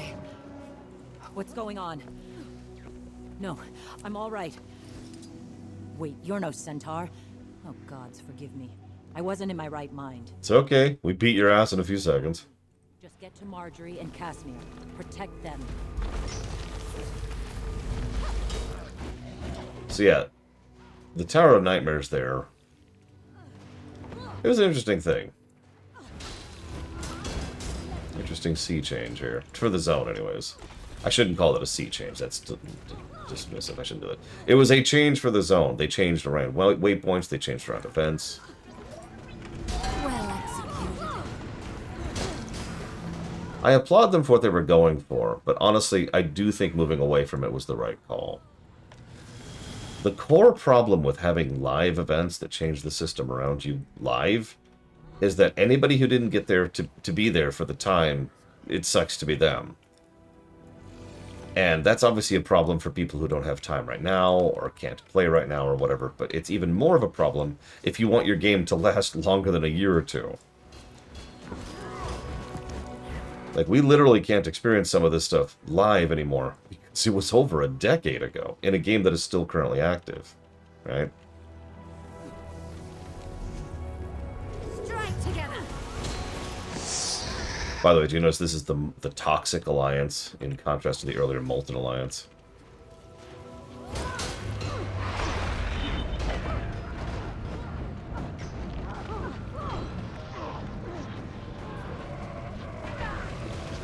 God dang it. Yeah, interestingly enough, the solution Guild Wars 2 has settled on, which is what we're doing right now, was a pretty decent way to try and preserve this kind of stuff. We enter an instance, which is an instanced version of old Keswick's Hills. And now we can kind of see what it was like. My friends will see to you.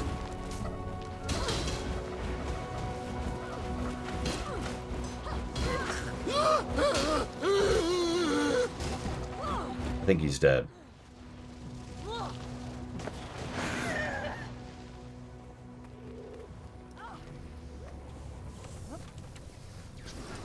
okay. It does, Aurelia. I do get the overall desire to have these kind of live events. I do. There's something different about being there when it's new, when it's fresh, right? Ultimately, based on experience, I would say it's possible to have your cake and eat it too here. Having a live event and then adjusting it so later people can go through it is something that is possible, and I've seen happen. Focus on what we've learned about the tower, then rest. Rest? I hardly think we'll get any. Now you crawl in the muck beneath us, in our long shadow. While our toxins rend your minds, our blades will carve out your hearts. Let me show you pain.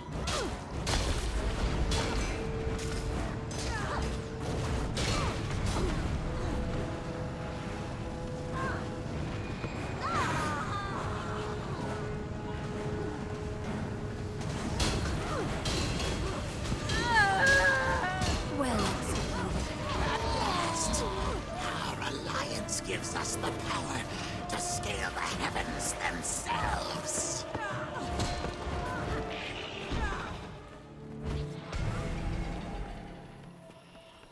As I was saying before I was so rudely interrupted, with that tower looming over us, our odds of finding rest are slim to none. I wish you'd go back to Divinity's Reach. Even slimmer odds of that. Perhaps we should bring our friends up to speed on what's been happening. That tower was veiled with illusion magic until just a short while ago. I found the perfect spell. It was luck, really. It was fantastic. The sky darkened and... I could sense the magical framework. A mesmer had formed the illusion. She just closed her eyes and raised her hands toward it. Magic crackled from her fingertips. Oh yeah, by the way, Casimir is a mesmer. A magical poke in the right place, and it dropped like... Like a Norn fart at a moot. Jory. So when the veil came down, there it was. The tower.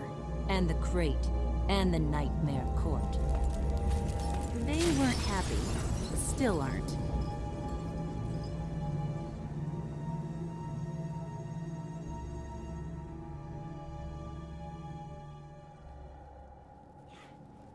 We need to deal with this tower. The question is how. It looks impregnable. Appearances are everything, Jory. If it looks like a fortress, it undoubtedly guards something precious. I'd welcome the chance to look inside it. The base is thick with toxic spore clouds. Maybe we need a strong perfume, like what I spray on a hanky when around, aromatic warriors. Hey! Exactly. I know poisons. I'm sure I could formulate an antitoxin if I had samples of the spores. By the way, very small tidbit that I noticed about Season 1. You notice we don't talk a lot in Season 1? I think that's just due to the nature of the fact that this season technically never existed, and this is just them kind of shoving it into existence. Because to my knowledge, please correct me if I'm wrong on this, they had a bunch, like, this wasn't a solo instance that's part of the MSQ thing. This was like a bunch of people showed up and were like, hey, and would do these quests with these people who would talk. Similar to events, right? So it makes sense that we don't talk because we're not part of that. Yeah, don't worry, we'll have a voice again. Oh, how are you? Perfect timing, just like at Dragon Bash. I couldn't have hidden this much longer. I was already drained from bringing down the tower. It's quite a powerful spell. The sky has a sickly hue, the water smells like moldy cheese, and the crate and the Nightmare Code are everywhere. Talk to Marjorie, she has a plan. Lady Casimir and I are going over to the camp at Thunder Ridge. Collect samples of the spores, please, and bring them back here. That'd be a huge help. What kind of toxin is it? Well, it's too early to tell, but it's obviously in the air. Symptoms reported include dizziness, disorientation, and hallucination. Not to mention coughing and sneezing. Ugh, ugh, ugh. Disgusting. Vile air. Ugh.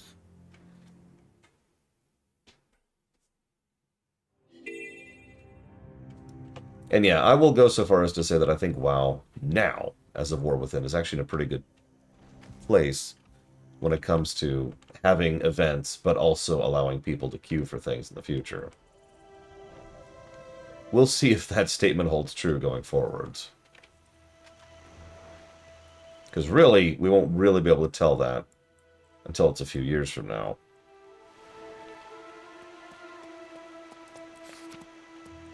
We returned to our camp at Thunder Ridge after unveiling the towering monstrosity at the heart of Viathan Lake.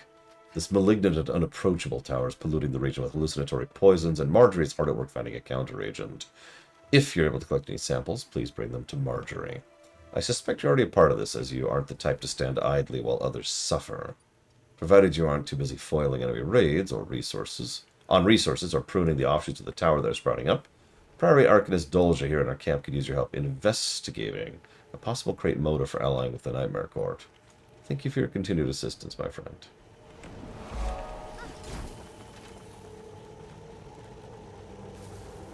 Also true, Aurelia. I do like how they've been slow-moding that, by the way. That was the right call, I think. They announced it way in advance. They keep announcing it for people who don't pay attention to the news. And they're kind of slow working. They're also working with the add-on developers themselves to try and come up with a way to ease into that. It's you. Oh, yeah. And they're adjusting boss design to accommodate, which is kind of the important part. Anyways, what can I do to help? No. No. No. Okay. It is the right call, like it or not. It is the right call. So, what it boils down to... Yeah, it's time to go level a cow.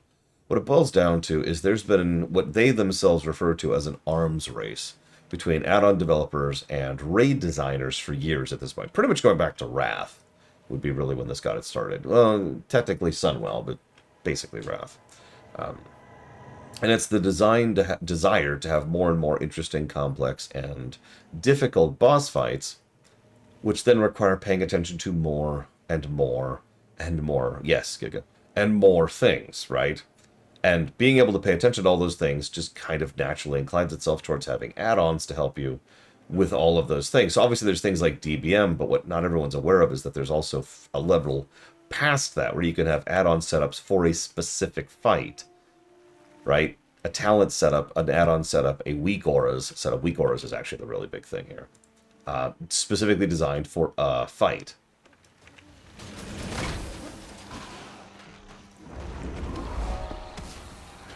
And that's really where this is coming in. That's really the actual issue here. Whoa!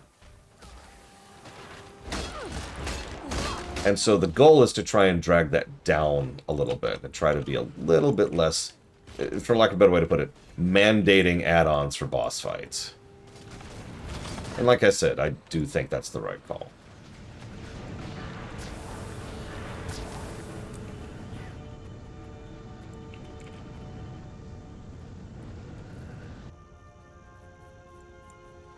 It's also worth noting WoW has been slowly, bit by bit, adding add-on functionality to the base game, which I also think was the right call, by the way.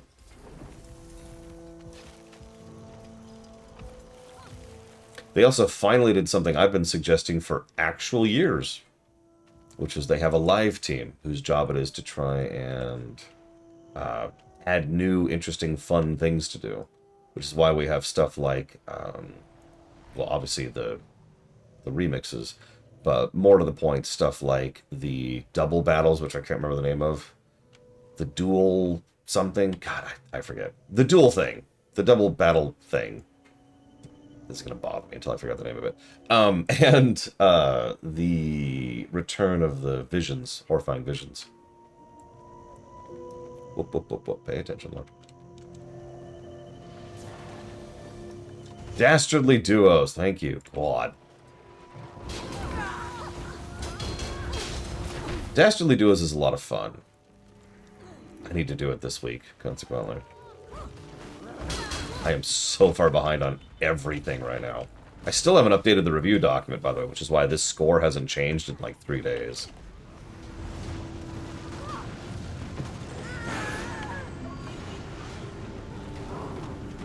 Don't worry, I've actually set aside time tonight, after the second shift, when I will be doing that.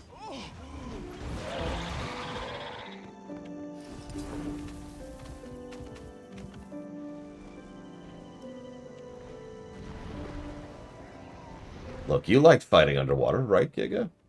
Especially as an elementalist.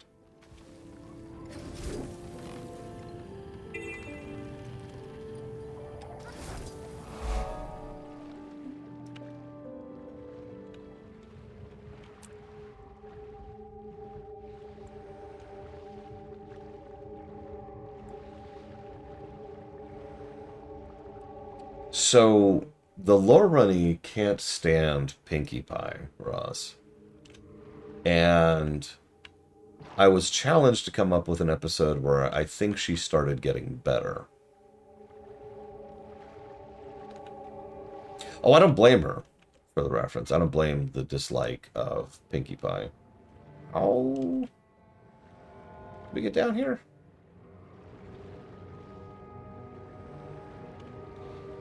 Because really rewatch Season 1 Pinkie Pie for a sec sometime. And then you too shall know true fear. I'm coming, Giga. I'm coming. Yeah, I honestly don't go back to Season 1 in general. It is really funny how much of Season 1 contradicts the world building of the later seasons. Coming up. Coming up. No, you're okay. Oh, nope.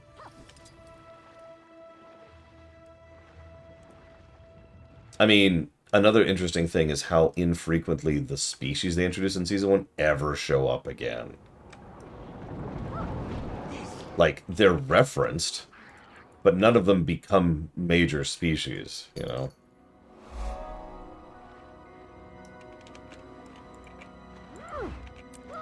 This one. Well, the difference is Lauren Faust had no idea what she was doing. To put that extremely simply, Aurelia.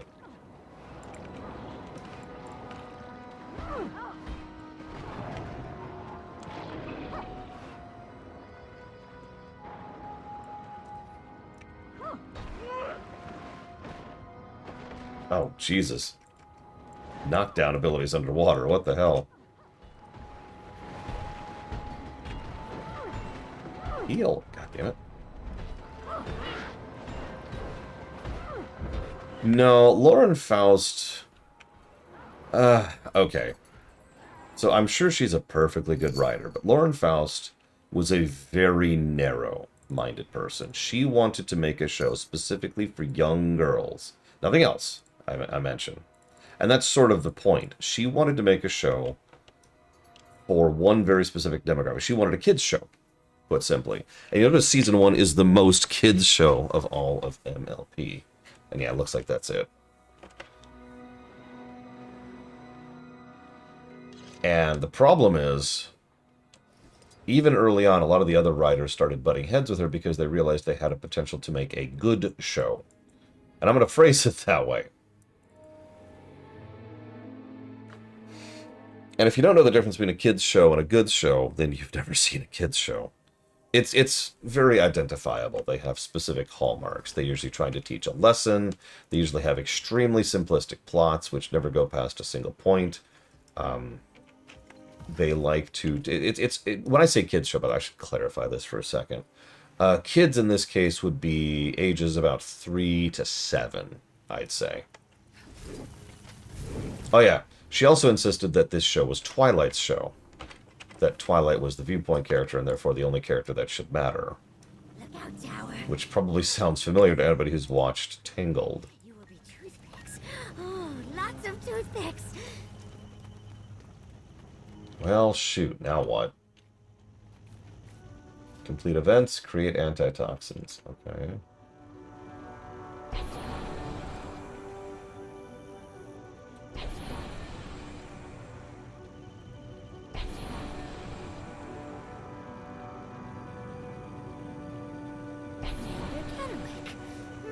Yes, sounds very nice. Someday. Jesus, okay. Part of the other problem is that when how do I explain this? She kind of, Aurelia, a better comparison, I think, is to ignore Ruby entirely and switch over to a series you may or may not have heard of called Ultima. It's a video game series, goes back to the 70s. Lord British, Richard Garriott, I think was his name, over in, as the creator of Ultima, he, and I'm going to give him credit where credit is due, had a legitimately interesting idea. And he is, by all intents and purposes, the progenitor of the concept of the Western RPG, right? Like, that's just... I shouldn't even say Western RPG. The RPG. The RPG is a game concept. As a video game concept, excuse me. And yeah, obviously Wizardry and Might and Magic deserve credit there as well, but Ultima, I'm pretty sure, don't double check me on this, predates all of that. So he was innovative and way ahead of the curve. Here's the problem. Well, I will give Richard Garriott credit. He also had this huge problem, which he never stopped having, where he refused to adapt. And this is where he is similar to Miss Faust. She had an interesting idea for a kids' show, but when it became clear they could do more with it than just have it be a kids' show, she said no, because she didn't want to adapt. She didn't want to move forward or try anything different. She had her idea, the end.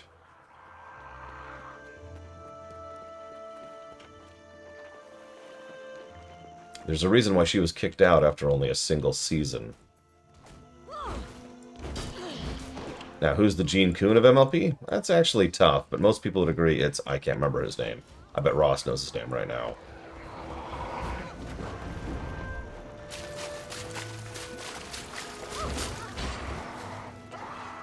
Yeah, that's him, Larson. Larson is pretty much singularly responsible for a lot of why MLP turned into a good show. Not a good kids show, a good show.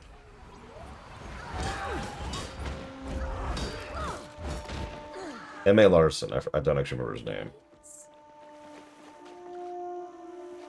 And now the cat's going to the bathroom right in front of me.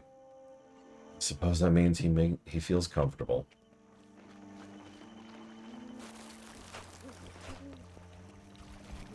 Yeah, Larson, he looked at the bones of the show and said, dude, we could flesh this out so much.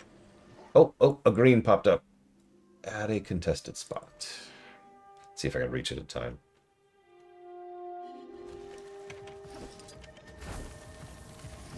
It has been funny, by the way, Mr. Red. So, obviously, we were doing Reboot, and the Lorunny... Yeah, no kidding, really. The Lorunny needed a break from Reboot, and so they were like, why don't we hit up MLP for a bit? It was their suggestion, not mine. So don't look at me like that. And I was like, okay, sure, that works. Ooh, okay. I'm gonna wait for Giga here. So we're going through Season 1, and Season 1 is not that great. I mean, it's not bad, especially compared to most shows ever, but it's just there. It's whatever, right? It's a kid's show, through and through. But it was funny because I was worried they were going to lose interest in Season 1, specifically because of how much of a kid's show it is. But because it's been contrasted immediately with Reboot...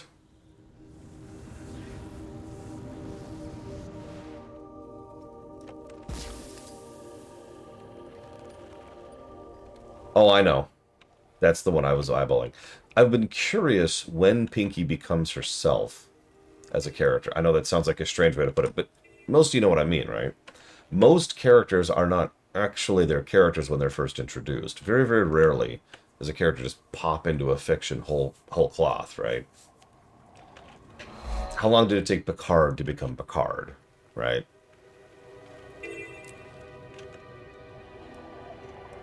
So I've been wondering when exactly each of the characters kind of first becomes themselves. Yeah, I was thinking we should free the Quaggan, too. Ooh, ooh.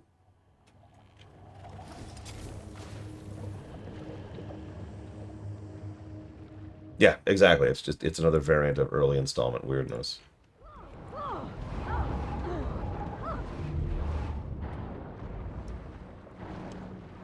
Oh, I could see that. I'll be paying attention, though. Because I'm actually pretty curious.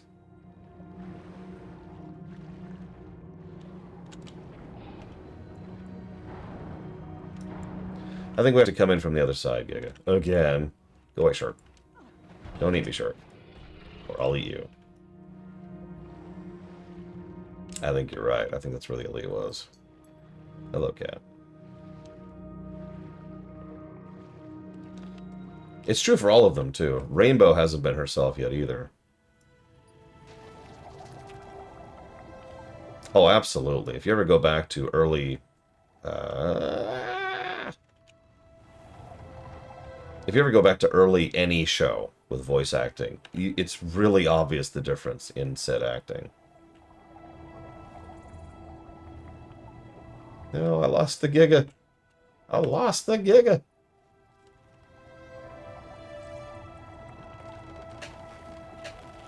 Oh, you know what? Yeah, I could see that, Ross.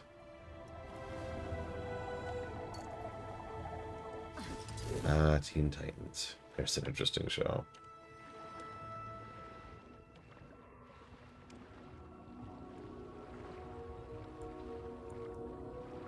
Whatever you do, don't listen to season whatever year it is.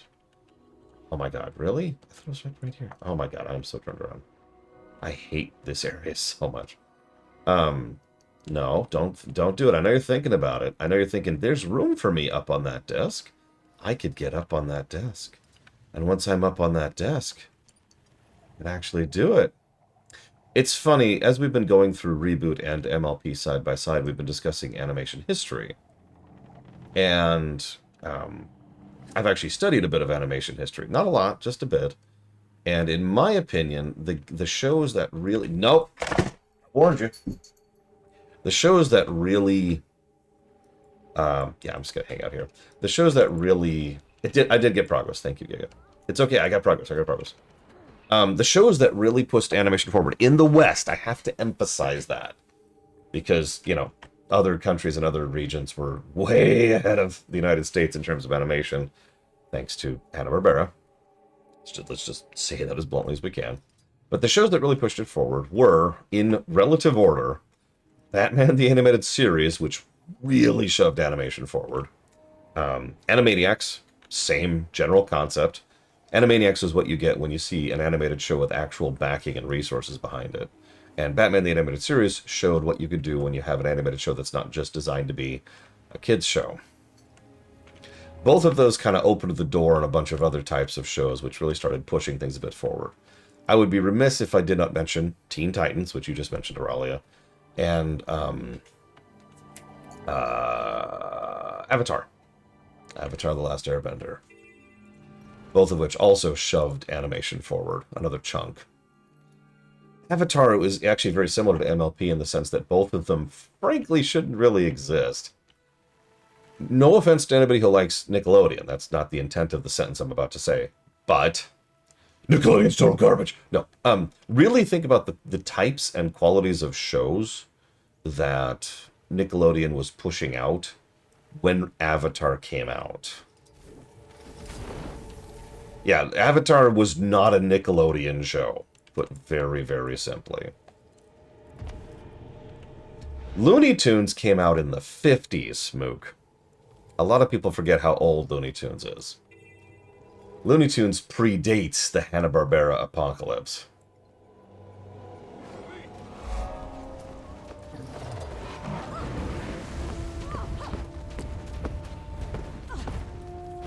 And yeah, the DCAU is a direct consequence of Batman the Animated Series, which was the 90s, by the way, mid-90s.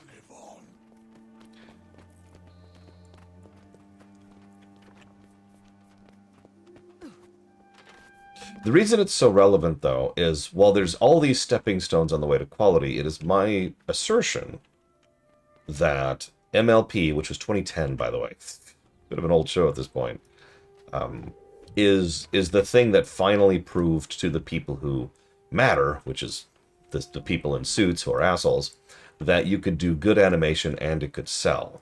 Because if you pay attention, the number of good animated shows that came out after 2010 is a lot. It's opened up again here in the States. It opened up the floodgates.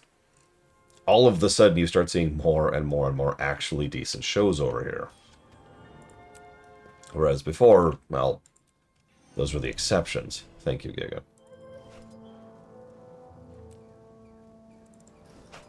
Yeah, by the way, riveting MSQ. Still not as bad as the first one. The first one of these is still the worst of these. I just find that interesting.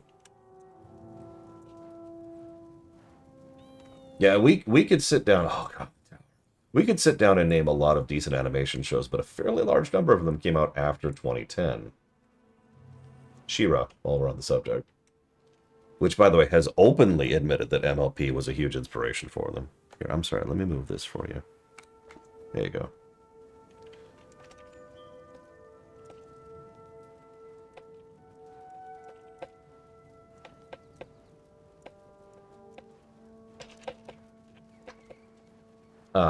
And while we're on the subject, was Steven Universe?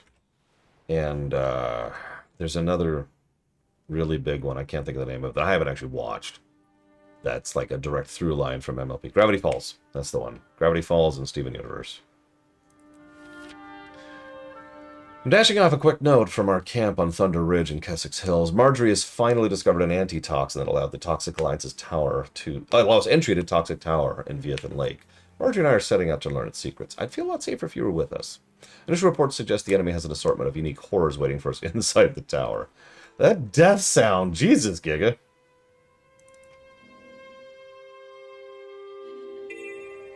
No,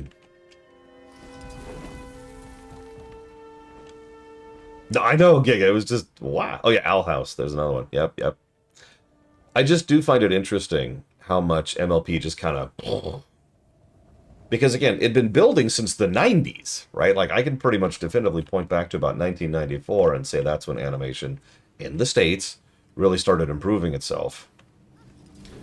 But MLP was that final straw that was just, oh, right, we can make good shows. And yeah, from everything I've heard, recent DuckTales.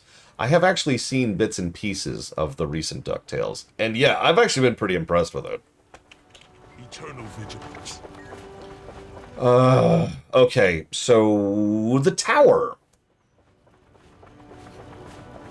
The tower. Did you go public or private, Giga? Okay, well, see if anybody's doing it.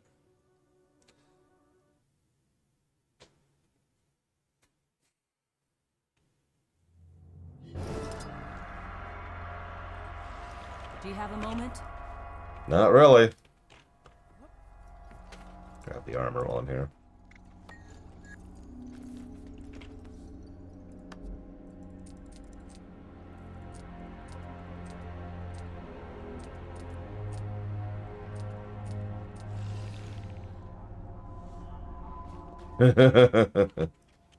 They'd be so proud, wouldn't they, Ross?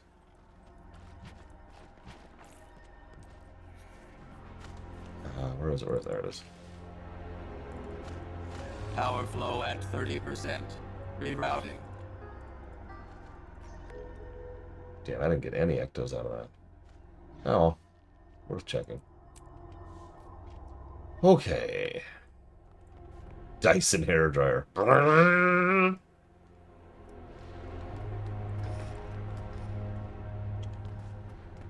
Is that up? Yes, Tower Containment. Tower of Nightmares Containment is the bar right now. Complete events within the tower or reach the top are our options.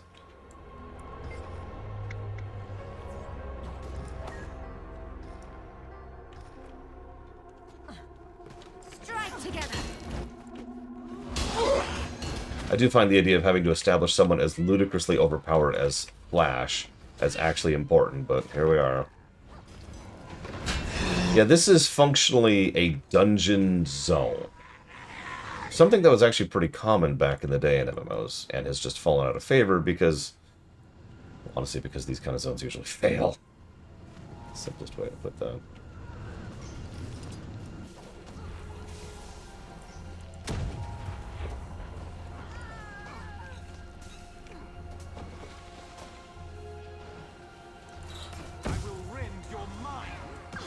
Up, help! Giga, help! If only you were here defending me!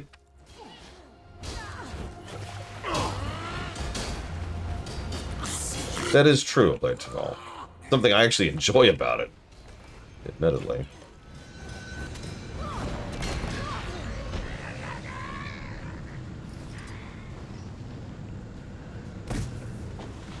You know what, rather than waiting on the cooldown.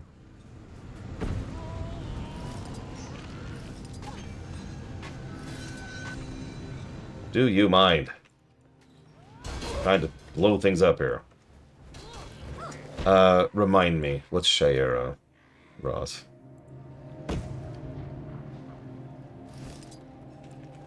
Whichever you think would be more relaxing, Mr. Red. Some people relax more while they're doing, some people relax more while they're not doing. I don't know which one you are. I'm a doing person. Oh, Hawk Girl. Yeah, Hawk Girl's awesome. I'm a doing person, so like, when I need to relax, I sit down, I play Mega Man. But that's me, right?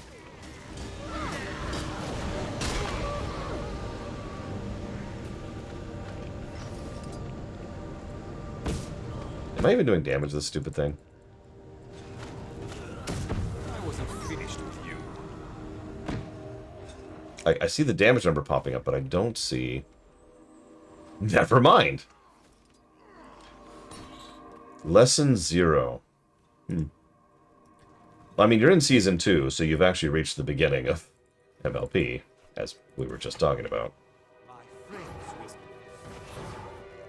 Now, my biggest fear when we reached the low run of MLP was that it's not as good of a show as I thought, because it was one of the first shows I saw that introduced me to several, you know, good concepts and good quality things in show telling. And we have since seen several shows since then which have taken those ideas and run with them.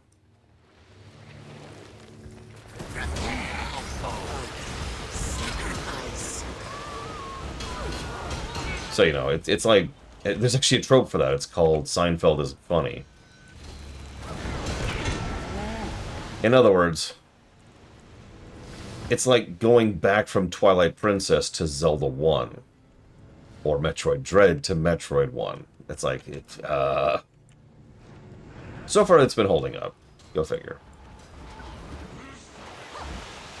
I know I just mentioned that Season 1 isn't exactly super great, but every episode we've poked at past that has been holding its quality. So I'm not super worried about it. Not anymore. I was worried about it. Now I'm not. Yeah, exactly, Ross. So Reboot is a Canadian show. It's one of, okay, so, hang on. We actually tracked a little bit of the history of CGI animation, 3D animation. It's an interesting history, but Reboot was one of the very, very, very first 3D shows. It wasn't one of the first 3D things, period, because 3D actually predates Reboot by over a decade. The problem is, 3D generation and all that kind of stuff, which actually goes back to the 70s, by the way, wasn't... There were two huge issues with it. The first issue was the actual act of rendering took absolutely freaking forever. Like, literally the act of, okay, we finished the episode, hit render. That process took days on average. So even if you were able to get it to do something, have fun with that. The second problem was actually getting the animation to look like anything worth a damn at all. And of course there were issues with the lighting, there was issues with texture sampling. A lot of people don't forget that ray tracing actually goes back to the 70s as well, because the concept has existed since then. All of this stuff made it so that early CGI has a very specific look to it. And I was about to say, if you've ever seen the Money for Nothing animated short, you know, the music video, you know what I'm talking about. Now, Money for Nothing, by the way, it was done by those people. Money for Nothing was revolutionary. Let's be extremely clear. But it was rough. It was mostly just for the gimmick of, oh my god, it's in 3D, and that was it, right? Like, that was where it was at. So Reboot was done by the same general people, and they made it on a wing and a prayer. Frankly, I'm astonished they got anyone to greenlight that show, because they did several things. For example, they didn't do a pilot. Now, for those of you not aware, and I've talked about this before, a pilot episode is not there for us. It's there for the executives. You put together a pilot episode to tell the executives, here's my concept, here's my pitch. It's actually like step, I want to say 4 in the process of getting something greenlit. Excuse me, past tense that. Could you guys cast faster so I could, like, get in here and kill you, please? No, we must cast as slow as possible. Screw your rotation. Okay, thanks. Appreciate you. So, Reboot didn't have a pilot episode. Which means somehow, and I'm really not sure how, they managed to get the executives at ABC to sign off on the show and give them a green light without actually giving them that pitch. I actually have a theory about that, but that's not related.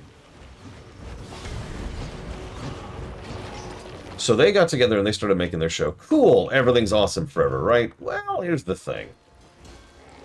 Reboot was made by people who were CG animators, 3D animators, right?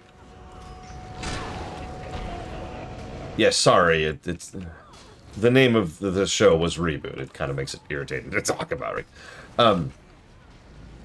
Probably Blade 12. That's part of my theory. But here's the thing: the animators who made Reboot didn't have anything else going for them other than the animation itself.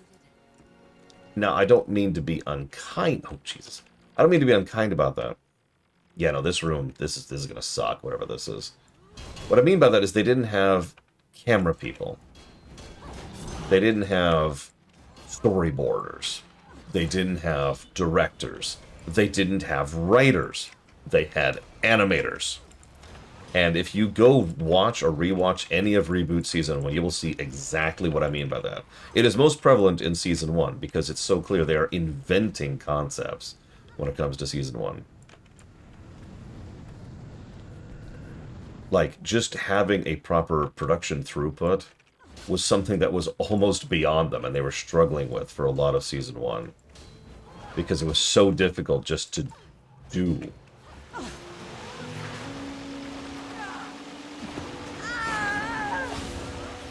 It's up to you, Giga. I have no opinion here. I'm just kind of... I know, Ross. It's sort of crazy. I've actually seen some of the stuff that very same studio has pushed out in more recent times. It's all kids' shows, interestingly enough, but the animation has gotten way better.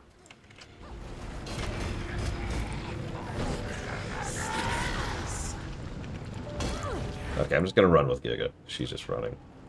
Yeah, no, Reboot is very much like EverQuest. I don't think Reboot Season 1, 2, or 3 are a good show. I don't. I will not try to glaze Reboot by saying elsewise. But to say it's anything other than revolutionary would be incorrect at best.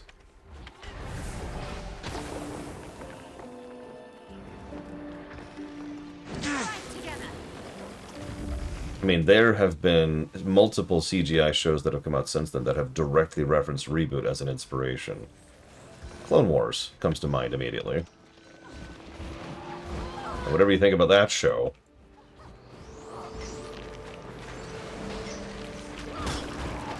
Oh, jeez. Oh, jeez. I'm getting just stunned out the ass. Hopefully not literally. That'd be kind of gross.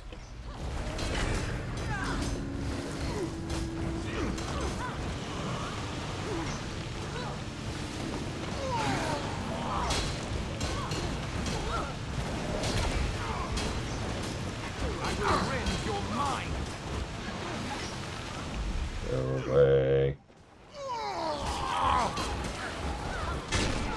Yeah, I would say Reboot, as pathetic as that sounds. Because while Reboot definitely is a worse show mathematically, it is. Dragon Prince is so frustrating to watch. Dragon Prince is like constantly smelling a very good meal, but never actually getting to eat it.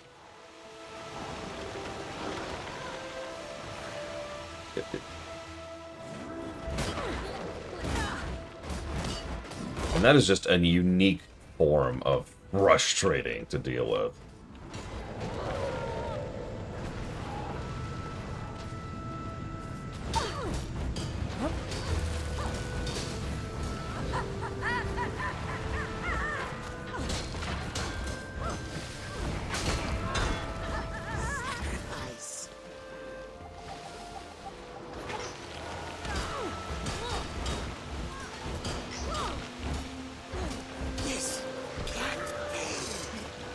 Yeah, apparently the authors really liked Claudia too, because they would not stop making her the main character of that show. It's a really common thing I've noticed. No judgment, we all have our favorites. That did not get me as much tower progress as I was hoping for, my goodness.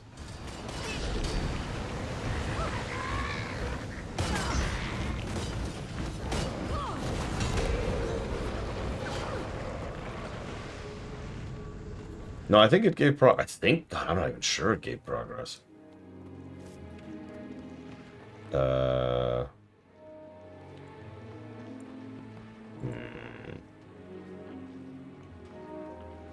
Look, it's not my fault that Dual Axe Warrior is a total freaking chipper shredder. Oh, I do, Ross. When we were going through Season 1, I had to not watch it, if that makes sense. Like, I had to have it in my peripheral rather than actually be paying attention to it because it was giving me headaches.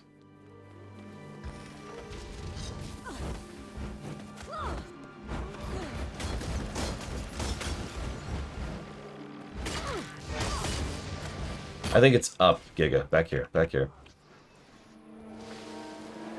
Here, I'll help clear the crap you just aggroed, but I think it's back here. Yeah, sorry, I didn't mean to be a moron by having a headache.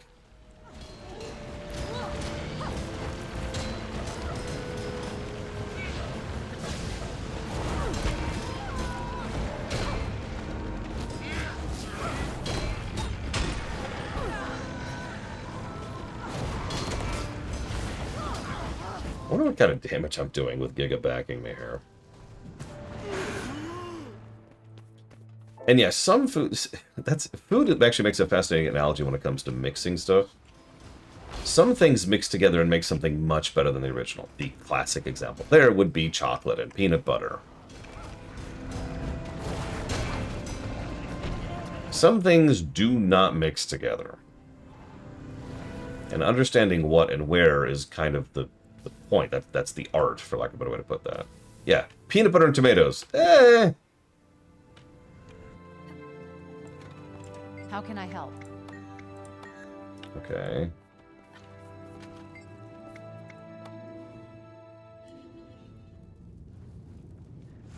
I know, Ross. There is just no consistency on any level. It's almost frustrating. Lucky you. I made the Aether Blades just for you.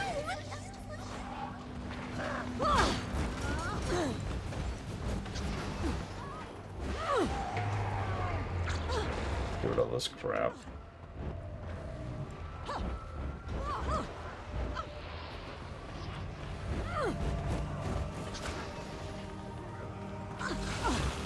Mint and orange juice. Yeah, yeah.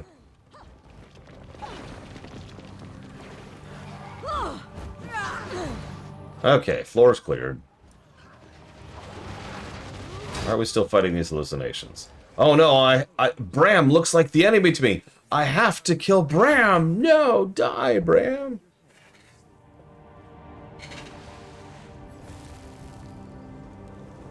Oh no, I have accidentally killed Bram.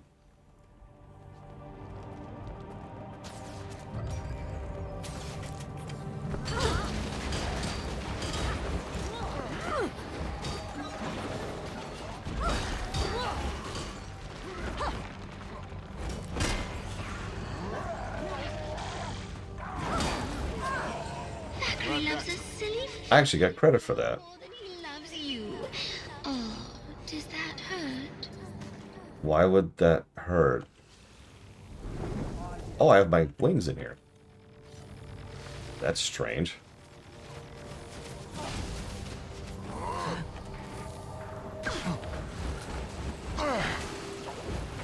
I mean, we debated both excessively, Ross. Which side characters do I think are essential? So Taimi is the obvious one. Let's start with that. Regardless of my personal opinion, Taimi is a huge support character for a huge chunk of the game, right? Ritlock, I think, also qualifies.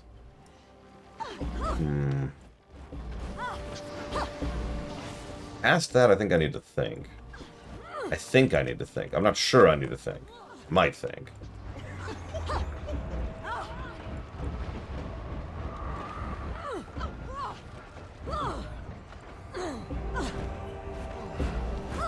Okay, cleared the floor. Now to kill Logan. Sorry, Logan. Well, not at all, actually. Die! Yeah, stop doing that.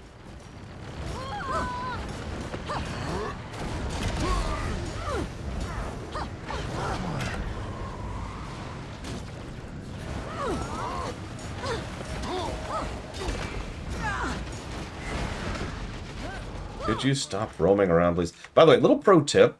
This is a sincere tip. Group up more. For real. In a party, stop spreading out. The more you're grouped up, the less the enemies move, the more you can get all of the buffs in one spot, the easier it is to dodge the debuffs. If you spread out in Guild Wars 2, all you're doing is spreading out the mechanics and making it harder to do everything. Yeah, buffs have range, heals have range, and it's not a big range. I only mention this because I have fallen into this exact same problem. But also I've noticed a lot of people who pick up this game will spread out naturally. It's like, no, no, don't do that. Stack up, stack up. Get right on the boss's butt.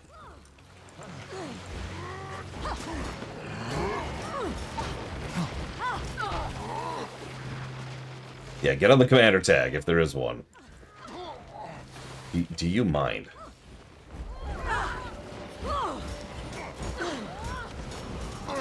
Yeah, ride that butt like this is Dark Souls.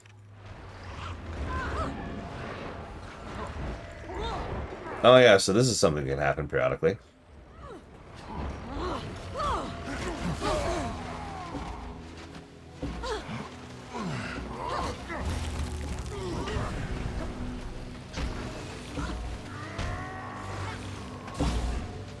Oh, excuse me.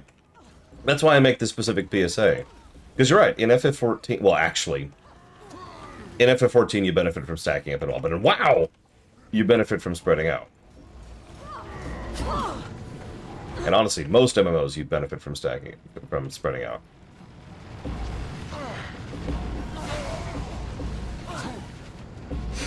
Ugh, but in Guild Wars 2, stack. It can blind you. But seriously, stack.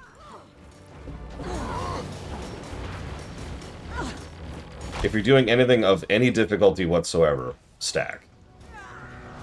Unless the specific fight calls for you to back up. Could you stop doing that, please? God, you're just irritating. You're not even defeating me or Giga. You're just making this take longer by constantly doing knockdowns. I'm gonna say yes, Ross.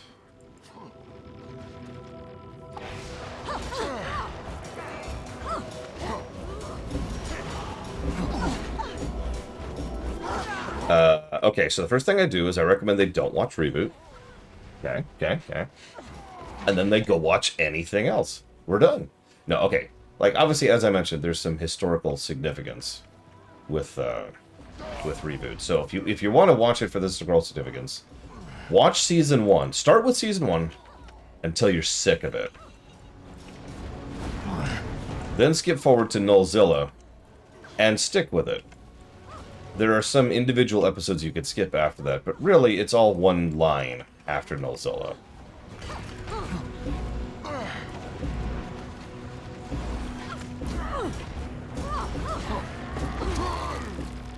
Please stop doing that.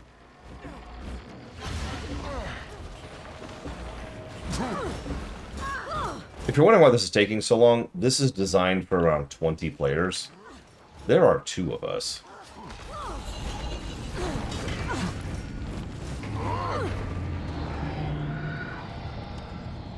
We're doing fine, because Giga's a badass.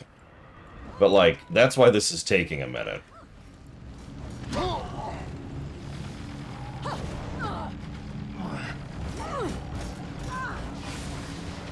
Fury is very fun in WoW, yes, can confirm.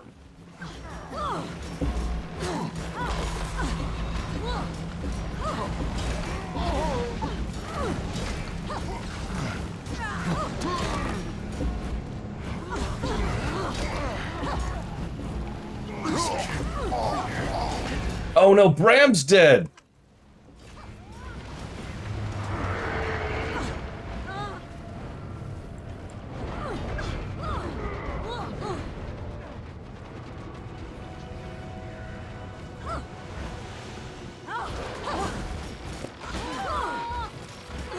I actually enjoy Prot Warrior quite a bit. It is a very good tank spec.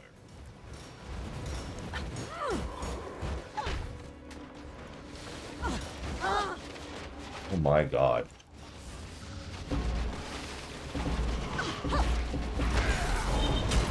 Thanks, I needed that. Do we res Bram?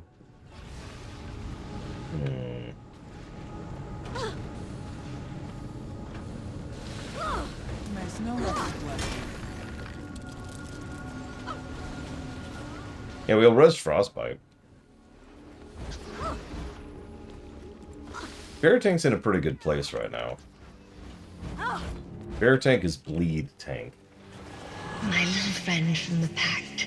Just couldn't stay away, could you? You're curious. I can smell it.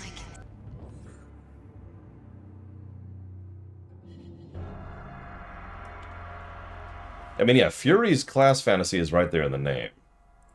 And I know that sounds strange because not every class does that. Like, not every class has a name conducive to their actual class fantasy. But Fury manages it. It is Fury. And I did miss it, sorry.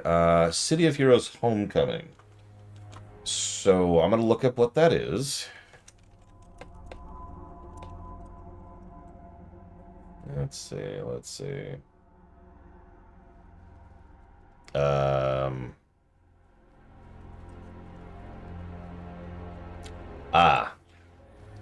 That's the fan servers.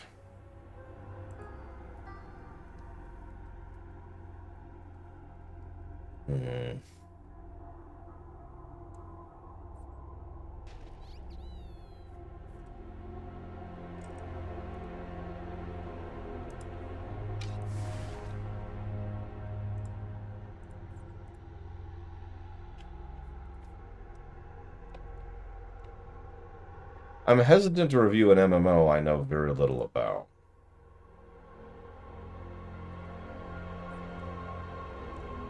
Like, I've played City Heroes, I never even hit level cap.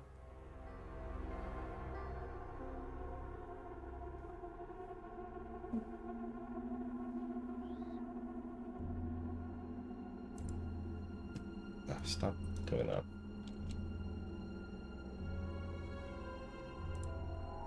I don't know, Mr. Ed. I actually don't know.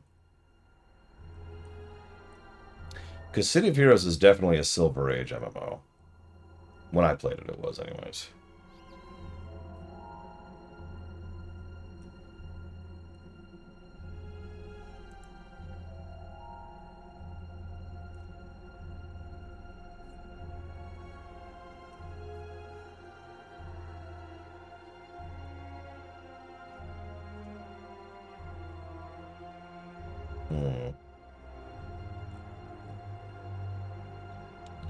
I'll put a pin in that, Aurelia. Because I'm going to have to do some serious research on that. And during a stream is not the time to do that. Put a question mark by that. Eat some birthday cake while I'm here.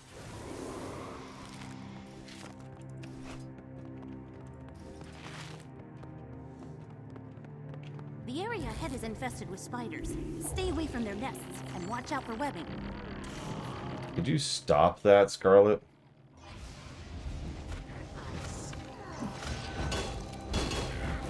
Well, since we don't really care about any of this, let's see how much we can run through.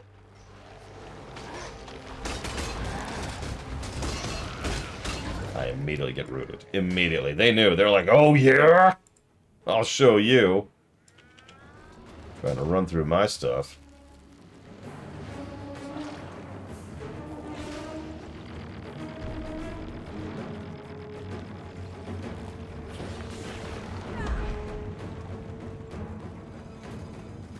Hey, there's a heart in here. Why is there a heart? Okay. No. So there's a pseudo event, but those like pseudo events haven't really given us any progress, so screw those.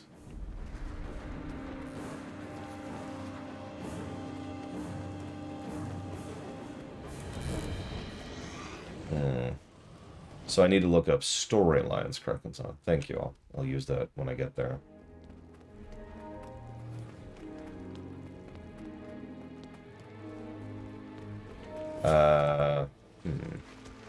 Do we have to do the event to progress? We have to do the event to progress, don't we? Okay. That's... okay.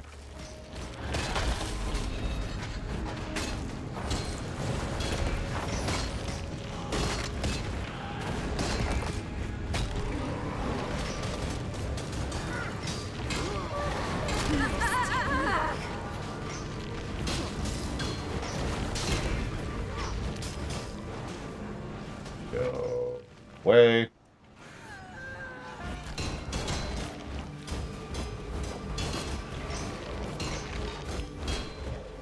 My friends will see to you.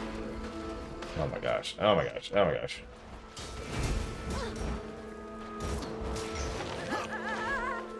you know what? I'm gonna finish this guy off. I'm gonna get rooted. Okay, now I'm gonna finish this guy off.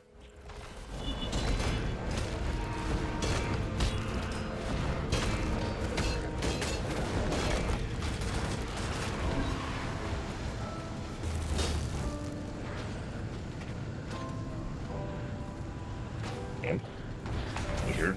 Oh god, I just keep getting rooted. Take this one. Stop rooting me. Jesus. I get that there's spiders. I don't care.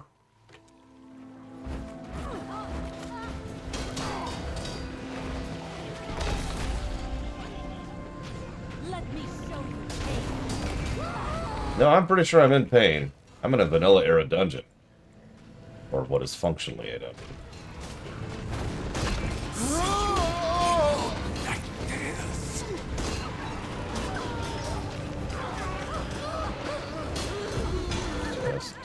Just die, Zello.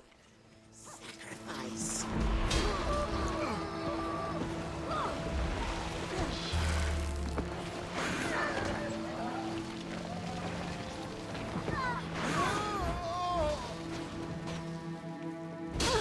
Yeah, I think you were right, Giga.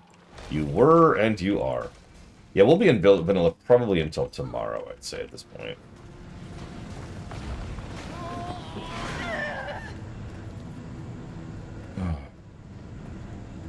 We are, of course, doing better.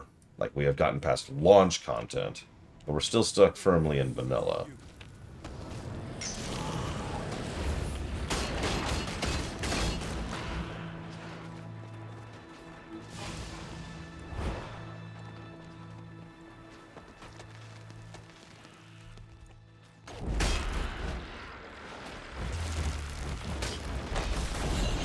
There. Let's get out of here.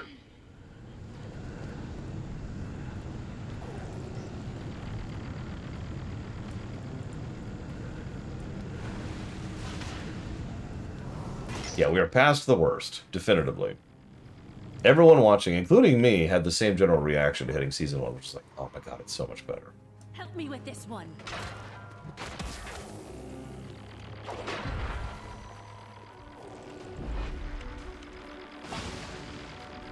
Oh no, it's a vet.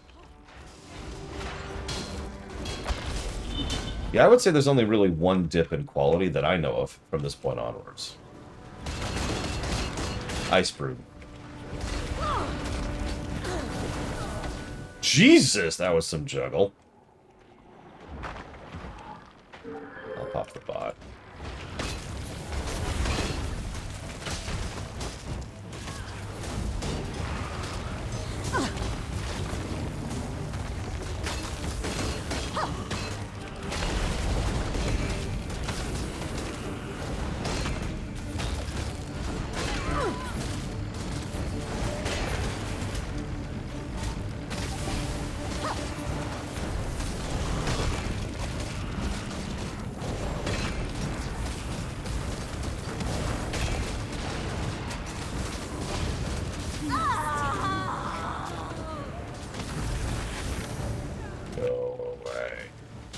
But I'm here to help. Oh god, I'm dead.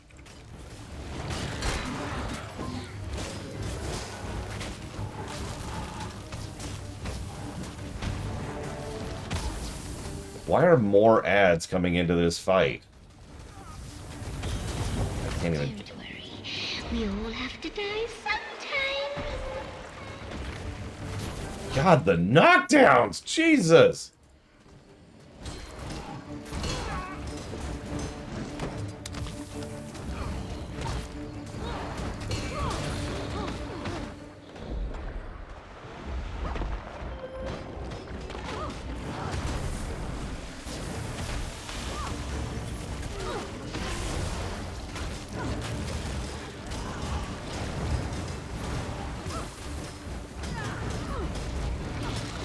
Okay. Anything would be better than an arrow path. I'm not gonna lie. I was regaling my co-op group about that arrow path last night, and it was just... wow. That did not make it past testing. They didn't make it to testing, actually, is what I mean by that. The good news is we're almost done with the event, so we don't actually have to finish the stupid tower, I think. We might be able to just get on with it.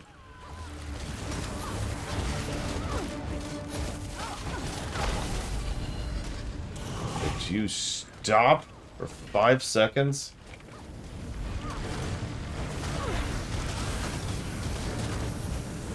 Frankly, yeah, Colram. If I don't think I vocalized it, but the attempt where we made it was going to be my final attempt. Because I was extremely sick of that, and frankly, I didn't think we had it. No, these aren't spiders. These don't bug me at all. These are crabs. Oh, chain portals. Yeah, I can see that. Oh no, oh no, oh no, oh no, oh no, oh no, oh no, oh no! Yeah. And I'm down. God damn it!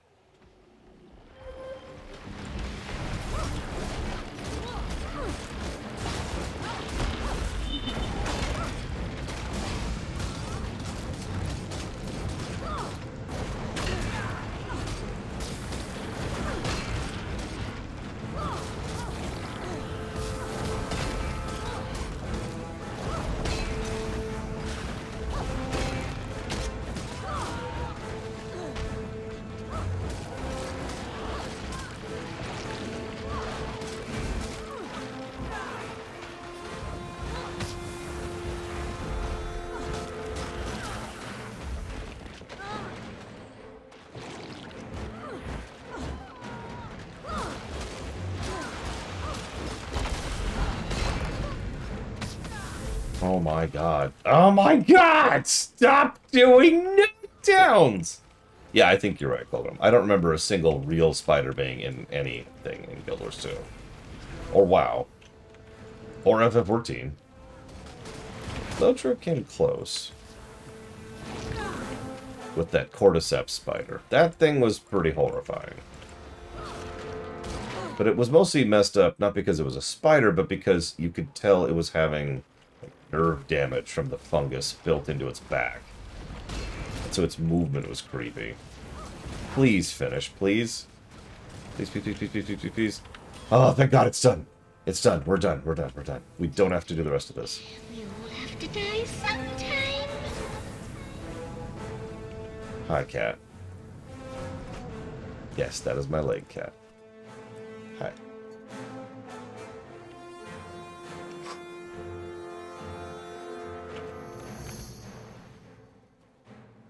Okay. Let's get out of here. I don't count the check. The check are bugs, but like that's it. How do we leave? How do we leave? Oh god. Oh god. I know how we leave. It's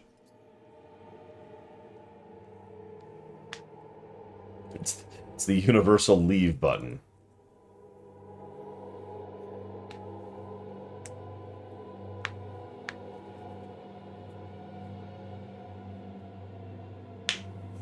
I mean, they managed to be pretty horrifying tier. Yeah. Yeah, sorry. Gwen, that's to say, the Eye of the North is a capital city, so it takes forever.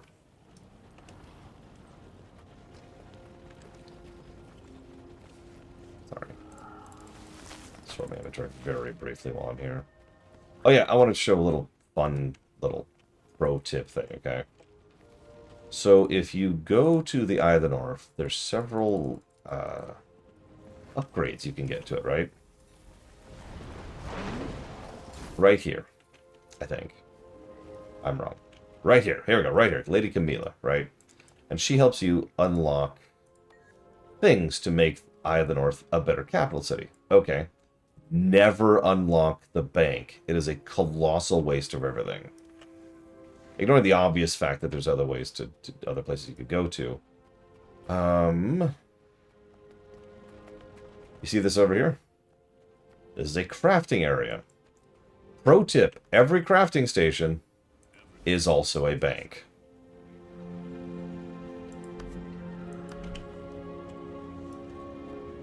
Anyways.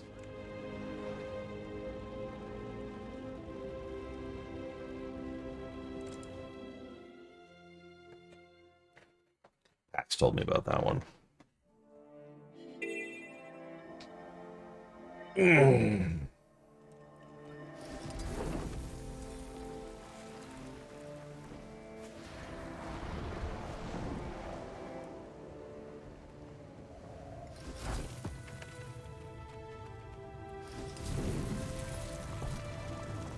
Hello, cat.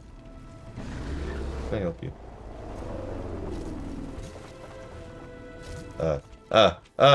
God damn it! That's stupid beetle. Okay. Fight with valor. Okay, so it looks like I was right, Giga. You can come out. I'm gonna take. Yeah, it's way past hydro. I'm actually dehydrating because I haven't been drinking today. And I really need to be, especially today when I have a headache. So, scratches to the tip. Oh.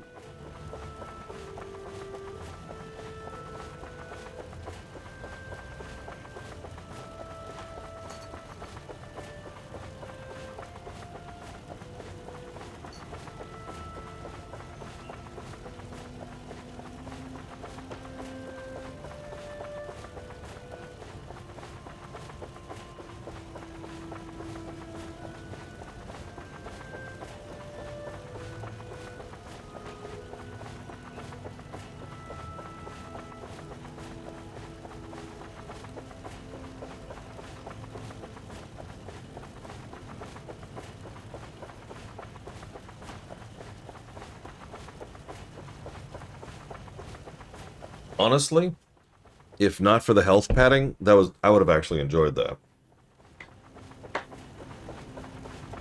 And I get it, it's health padded because they're expecting 20 people. But if I could be bold for a second, I think Guild Wars 2 has a bit of a health padding problem in general.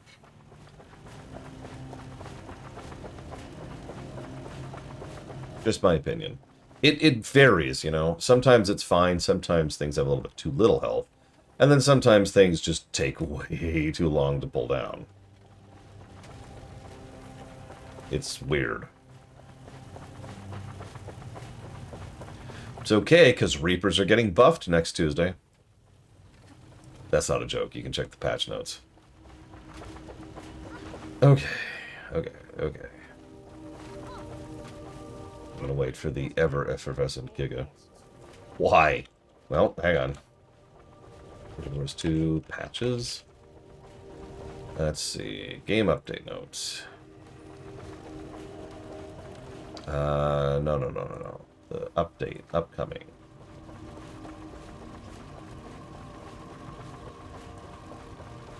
Upcoming. Here we go. So on the 24th. Yep, this is it. So let me scroll down. Elementalist is getting a pass, too. By the way, Elementalist is getting a lot of buffs. Specifically to Hammer, by the way. But Necro. Here we go. Off of my tail, and we will get this done. The bridge must be repaired at all costs. Okay, apparently I lied. I apologize. I swear I saw Reaper was getting buffed, but I am wrong. Necro is getting buffed, but that's Core. I'm not sure why anybody cares about Core at this point.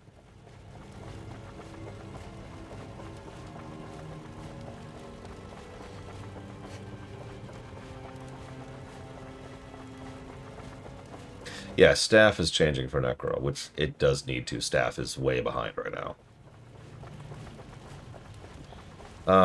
And I quote, Necromancer is receiving a handful... We will get this done.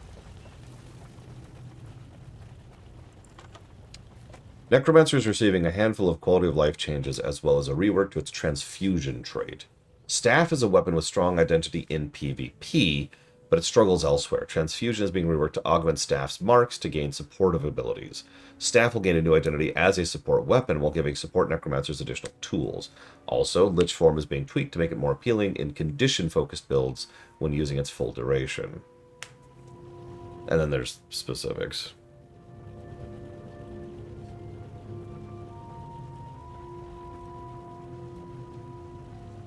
Mesmer is getting a bit of a boost, too. A lot of things are getting a boost right now. It's kind of funny. Only in PvE. Some in PvP. I saw... Where is it? Ugh. Excuse me. Warrior. This is actually funny. Because our goal of this update is to increase Warrior's weapon variety in both PvE and competitive modes. In PvE, due to the strength of dual wielding, you'll notice that's what I do, by the way. Some two-handed weapons have fallen behind. Yeah, I don't use Spear. I have Spear. It's nice. It just, it doesn't even compare to dual axes. Great Swords, 100 Blades, and Hammers synergistic traits are being brought up so the weapons can shine. In competitive, however, main weapons, apart from daggers, struggle to justify their use. Axes Eviscerate, it was going to be buffed specifically in PvP. And Mace is going to gain the ability to cancel a block for on-demand damage with Counterblow. More power is being put into level 1 burst skills for Axe and Mace in PvP. Also, they're doing a bunch of changes to Bladesworn, which I will never touch because I just don't care. You've probably noticed I keep saying, hey, you have hero points. Yeah, it's because I keep refusing to spend them on Bladesworn because that's a waste of time and resources, so I'm not doing that. Anyways. Hello, cat.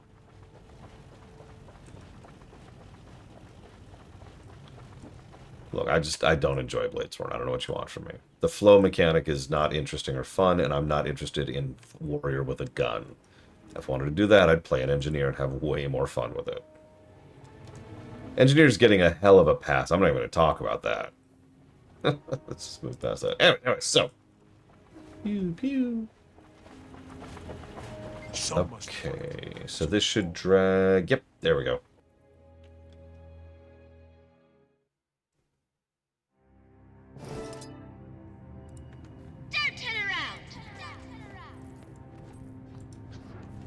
Okay. I'm so glad that's over. They were hallucinations. You sure? I'm sure. Somebody, I'll call her Scarlet. Her outfit's changed again. With our minds. Okay, then let's figure out what she's up to here and put an end to it. Are you afraid? You should be. Run for your life! Our serpentine friends are working themselves into quite a frenzy.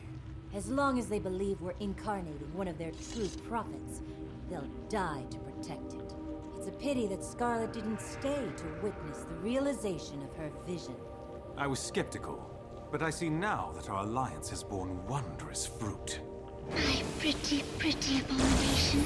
Maybe I'll remake you too. It won't work after you're dead.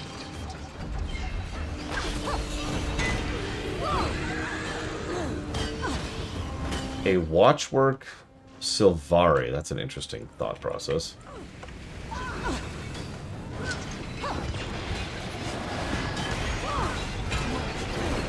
Okay, we can do this. Stick close to me. One step at a time.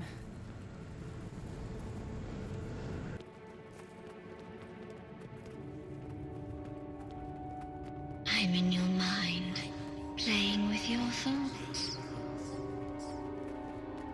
Listen. Don't be discouraged, darling. You can't help being inferior. She's right. I'm sorry, everyone. I don't mean to be inferior. It's in my nature. My ether blades will cut you to pieces this time. They haven't the other 15 times, but this time. Best out of 243, I say.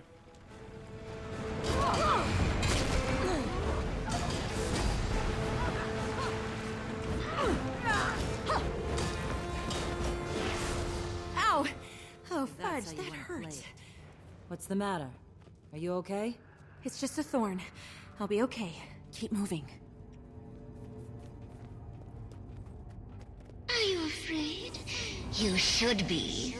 You already said that one, Scarlet. Don't look behind you.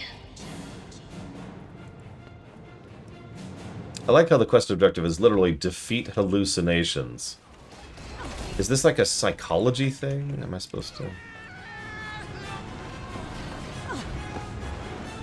Burny skin blisters. Fat sizzling. Oh, is it time for breakfast yet?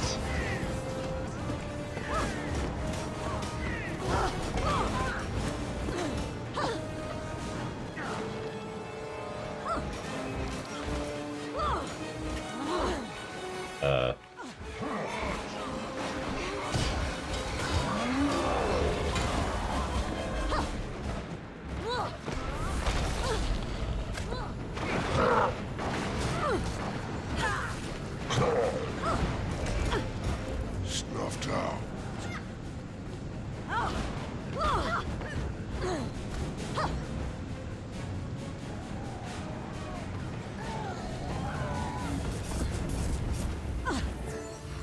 You sure we're still not hallucinating? I'm real, if that's what you're asking. Oh, phew. It's not actually what was being asked, but sure. Whoops. Wrong way.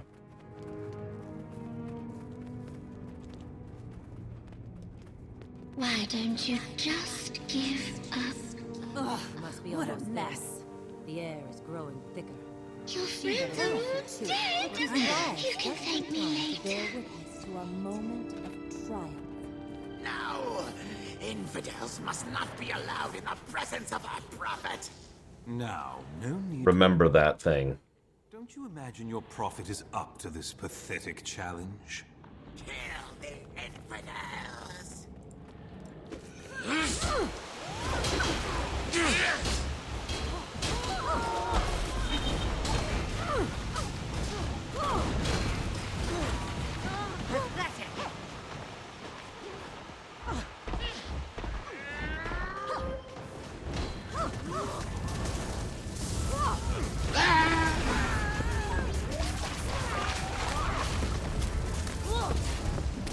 What dreadful business. Pay no attention to the cutie in the corner. Far be it from me to interrupt your big death scene. On the other hand, nothing wrong with a little anticipation. We've been having so much fun, haven't we? Ah, the memories. No one even noticed the strings on my Flame Legion and Dredge puppets. Yay me! and I made them dance so pretty. Although, I suppose I did go a bit cuckoo with my crew. And crew? Lions ought to be talking about that hoo-ha for, generations. But my favorite performance to date was Queen's Jubilee. Sigh, I do miss the charming Lord Farron and his fancy panties. I should tell you, by the way, I'm done here. This extravaganza couldn't have turned out better if you tried. But don't be sad. You'll see me again. Just not before I see you. The Cratoratists are expecting a visit from their god. I wore my best ribbons for the occasion. I believe this calls for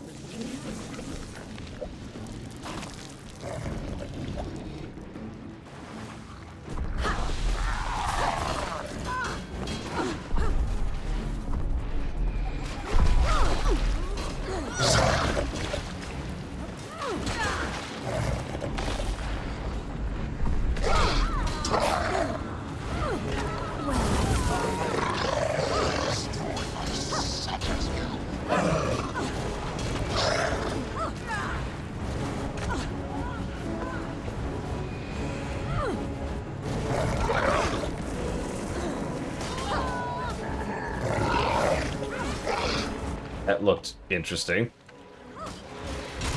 Hello, Evo.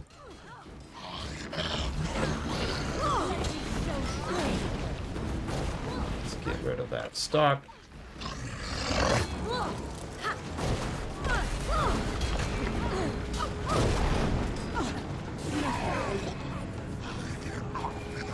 I like how he feared me right before he was broken. What a dick.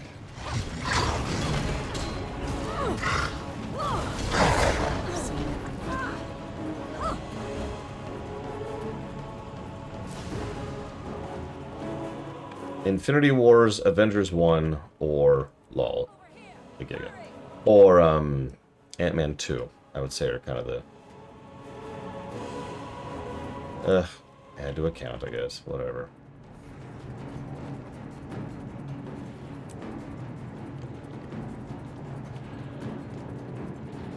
How pleasant to see you. Casimir, I wasn't talking to you. That'll do the trick. We were amazing. Good day. It's amazing to see Marjorie's alchemy. She knows so much about this stuff. I just hope I'm doing my part. We wouldn't have been able to remove the illusion without you, Casimir. Yeah, you could see her character arc already. And it's not her boobs. Although, very minor touch, she really does change outfits periodically because, again, she's wearing magic. So she can change outfits quite literally like that. I often wonder, do they have, like, pre-baked sets, or do they have to make each suit on the fly? Thanks, Commander. Casimir and I will take it from here on, but we'll stay in touch. I don't know how many of the doses of antitoxin it'll take to destroy this thing. Alright, come on up. Come on up. Come on. Give you scritches and everything. Thank you, Giga, for helping with all that, by the way. I'm pretty sure I would have just skipped over the tower without you. Because the tower is the first of 3 things that we're pretty much going to need some kind of grouping to do. The other 2 will probably fail, and, well, that's fine. I've just sort of accepted that. Go ahead and open all these, go ahead and open all these, go ahead and open all these, dump all that in the inventory, done. Boom. Yes, you're stuck on my shorts. Lion's Arch and the Marionette. Giga.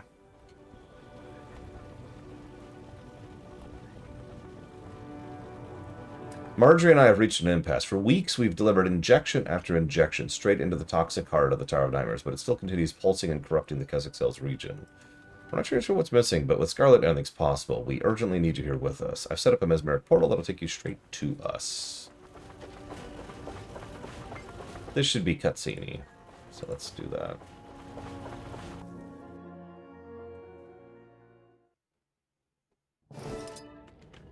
Gods bless. It's been weeks and it's still alive. We get close and something interferes. It has to be one of Scarlet's tricks. I'm so tired. What are we missing? Not we. Me. I'm missing some key element. I'm so exhausted I can't see it. Will you have a look around? See if you can spot the weak point in these magical defenses.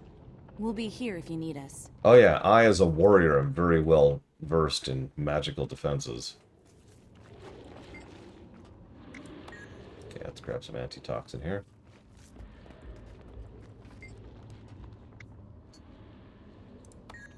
Okay, that's where she crafted the weird boss thing we just killed. Yep, okay.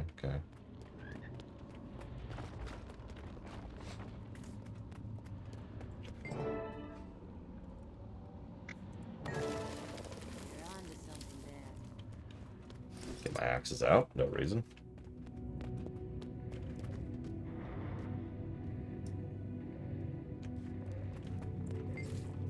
So, can't do anything with that spore pod.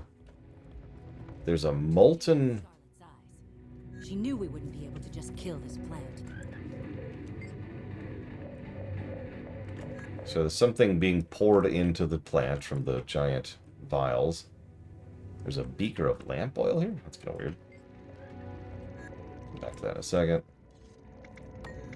Most of Scarlet's notations are purely technical, although one reads, "Stupid humans always in my way," and another reads, "Do not use the deactivation phrase until we've secured the Queen's Pavilion." Okay. Nobody breaks my toys but me. These watch nights you're so proud of? Mine now. Nothing wrong with you I can't fix forever.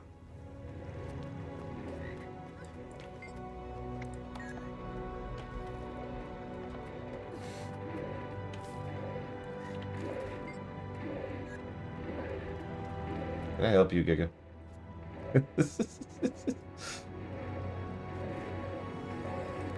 The Toxic Alliance has been far more successful than their molten counterparts. What a disappointment. The Crate are intelligent enough, maybe a little less self-aware than the Nightmare Court. Fallon is such a fascinating creature, a vile little bud. He's almost within reach of the truth, barely escaping her fingertips. Poor little thing. Just wants to bloom, but doesn't realize how low the ceiling hangs. She'll hit her head soon enough. Yeah, it is really weird going back through some of this stuff, I'll tell you what. Because this is all foreshadowing. In fact, I'm going to go ahead and jot down a positive for this. This is interesting.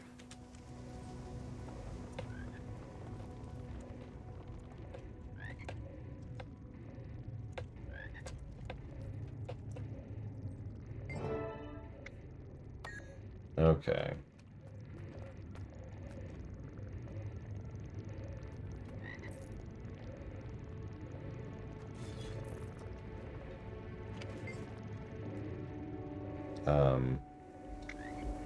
Nobody breaks my toys but me. Okay.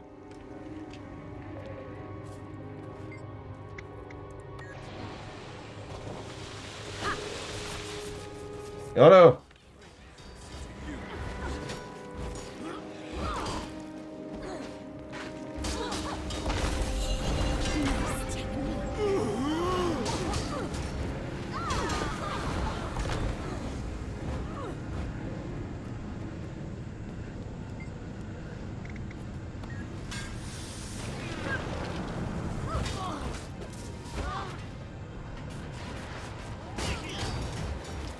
I love how much time we spend fighting hallucinations in this arc. It's like, guys, what are we actually doing?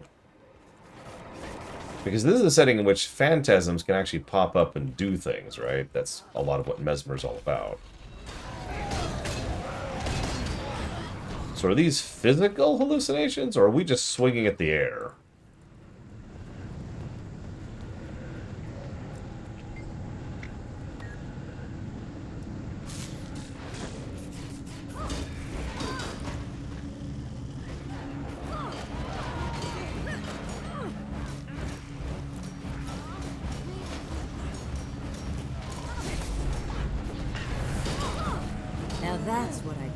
success.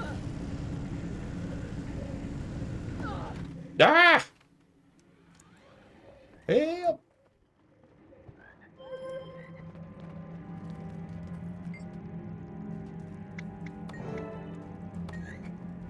Now that's what I'm talking about. Yep, we made a lightning orb thing.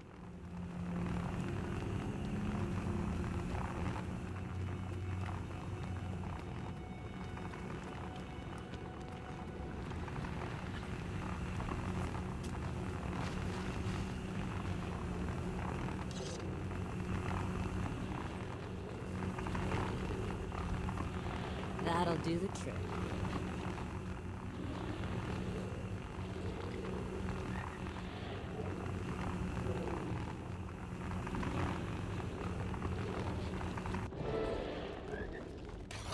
Did you hear that? I think you made it mad. This is going to sound crazy. But what if it knows what we just did? What if it knows what we're about to do? And what exactly are we about to do? We're going to pump every last ounce of my antitoxin into the stock of this thing until it can't take another drop. It's been a long day.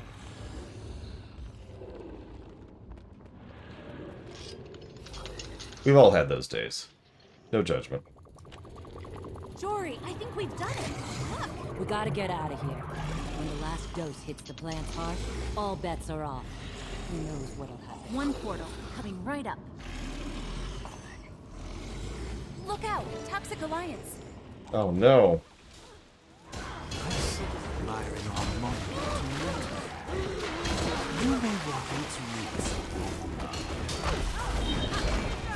You know, I don't think blood is really that great of a... You know what, never mind. You're probably not interested in a real discussion on the matter.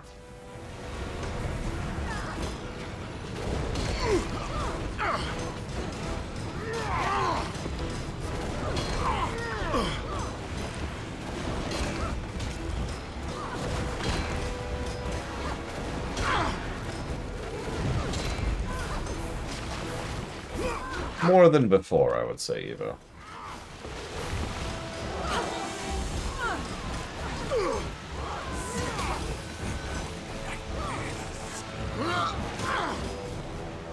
Like I was telling PAX last night, Season 1 is a noticeable improvement from launch.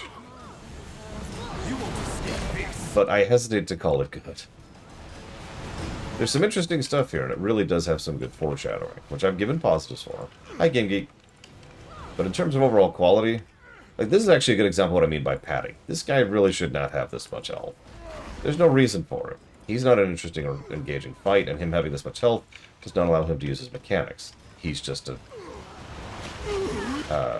frigate dummy. Oop, and route.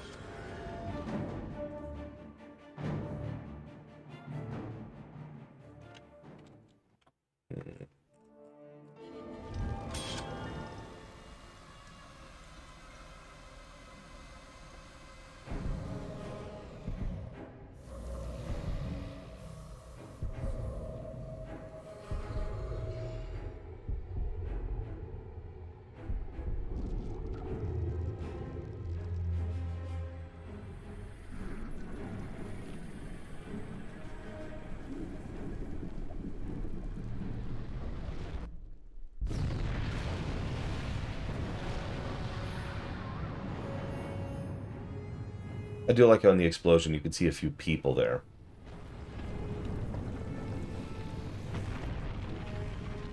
Probably Nightmare Corps people. So if you wonder why there's this giant crater and ruins in the center of Kessex Hills, this is why.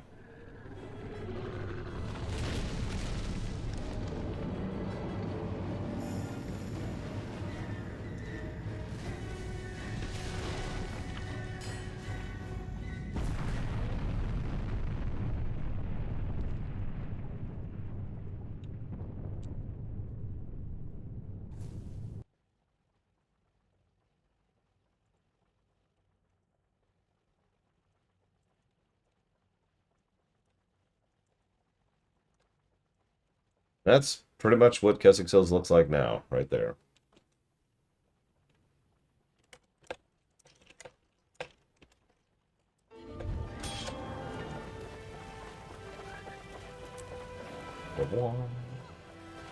Hello. I wanted to congratulate you on solving the counselor's murder. My, aren't you a big boy?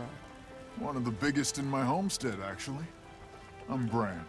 Pleased to meet you. Well, Bran, I don't currently have any mountain-sized acquaintances, so the pleasure's all mine. You can call me Marjorie.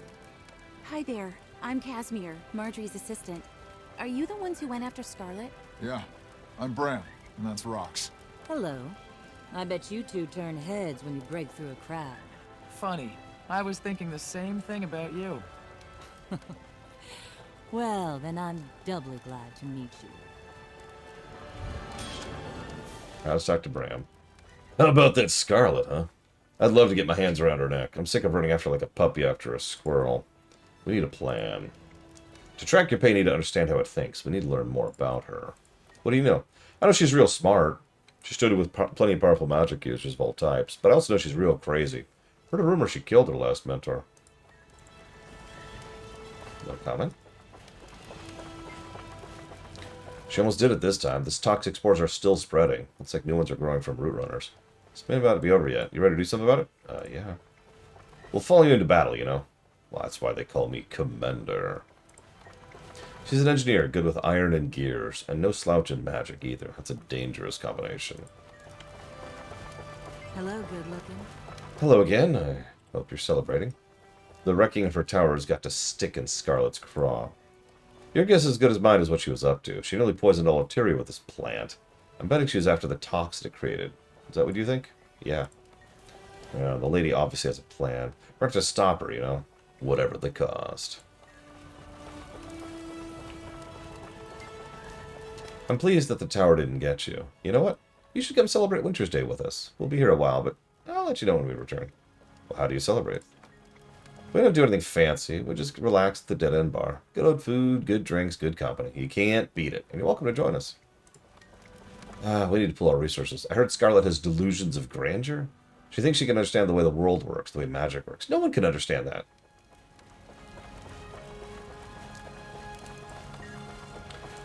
Moving on.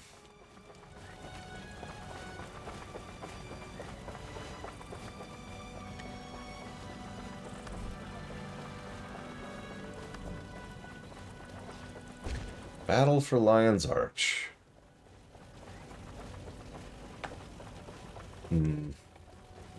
Debate. Why don't we pause here? And then we'll do Season 1, Episode 5 in one bundle, and then scooch immediately into Season 2. I think that feels like the right call. So thank you for joining me. Especially you, Giga. I destroy you in gratitude.